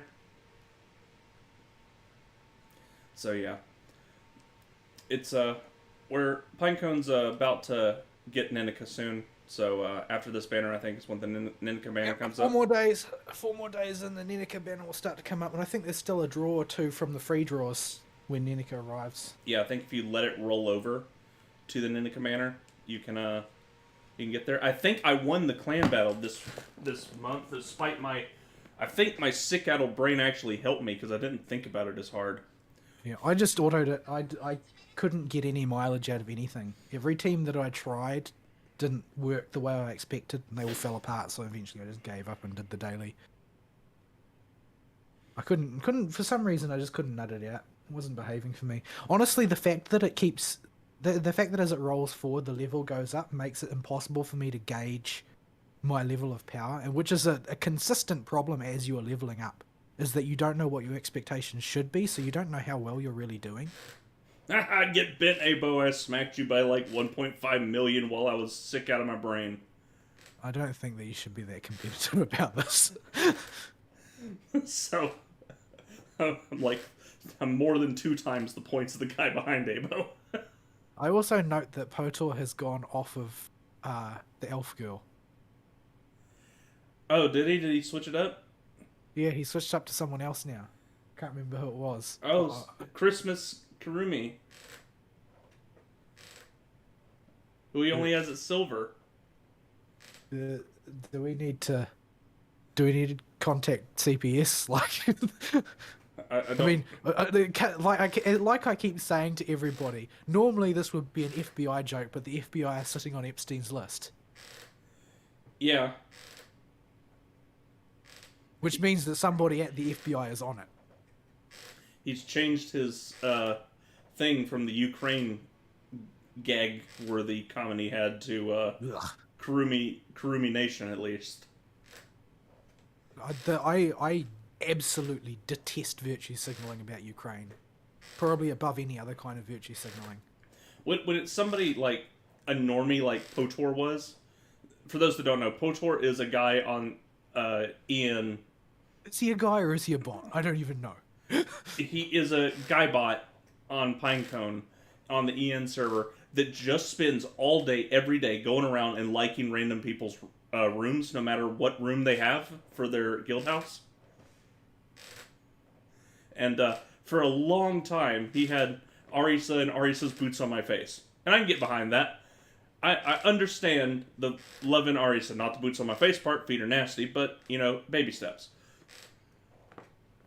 And then he changed it to Slava Ukraine, and it's like, okay, I know you're a normie. I know you're just some normie that's seeing this all over Twitter, and that's why you're sticking it there. But it's just cringe, my dude. I don't understand. This is another one of those situations where I've got this distorted impression about what everybody else knows and thinks. Because I thought everybody knew that Ukraine was the most corrupt country in the Eastern Bloc. I think you need to understand, people forget things very quickly, especially young people nowadays. And they just don't remember that they used to know things. Is this why TikTok videos are so popular? Because they can't be longer than 1 minute, and that's the greatest length that their attention span has. Yes. Like what have we moved? Like when I was growing up, people would write essays on their blogs, and nowadays people do microblogging on Twitter and they post TikToks. I was alive during the LiveJournal days too, dude. I know. Like, even on YouTube, the things that I watch are usually 1 to 3 hours long. Sometimes I watch a half an hour long thing, and they're usually like essays on politics or philosophy or something like that. But I just watch it. TikTok is a thing. I've never watched a TikTok. I'll watch hour-long clip compilations of Hololive stuff, but my YouTube consumption has gotten more and more trash, popcorn tier as time has gone on. When I'm watching like trash popcorn tier YouTube, it's like, oh, this guy has done an hour and a half long documentary on some cryptid, or on some like government conspiracy, or like one I watched on Dr. Feelgood, who was the quote doctor unquote in service to the Kennedys during the Kennedy administration. Like. That's the sort of stuff I consume, but it's all long-form content. I get annoyed if somebody posts something that's only 10 minutes long, because I know that it doesn't have substance to it. The only time I watch 10-minute long videos is about, oh, well, this is a review of a particular build and how it operates in a game. Like, oh, this is a review of this set of skills and rotations for a game in FF, or something like that. When it comes to content, it's got to be long in order for me to dedicate my time to it. I hate having to constantly switch to another video. It's a pain in the butt, and I hate the disconnectedness of lots of short topics. So, I like long-form content, but it seems like the society at large wants, 280 characters or 1 minute of video footage. Yes, that is where they have drifted. And yes, it is dumb. But we should really wrap this show up because my fans are spinning. And it's storming outside. Screaming at you. There's storming in this game too. Yeah. So, I think I'm going to go ahead and call it there. And if you want to listen to us whine some more, you're probably going to get more Ari involved shows. Hopefully without the Ari super sick and half here. Or without me being sick and half here.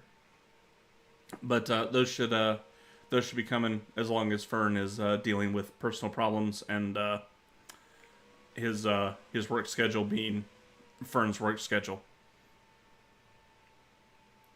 So yeah, we will. I guess. Oh, this is the mount, by the way, that I ground up on the from getting all the doggos. For those on stream that were wondering what it looks like, it's very red. So, I think that's it. You got anything for us, send us out? No, not really. I don't have much to say other than curse the bronze-trimmed sack because I don't need all these magicked prisms. Yep. All right. We'll see y'all next week. Sayonara. Bye-bye.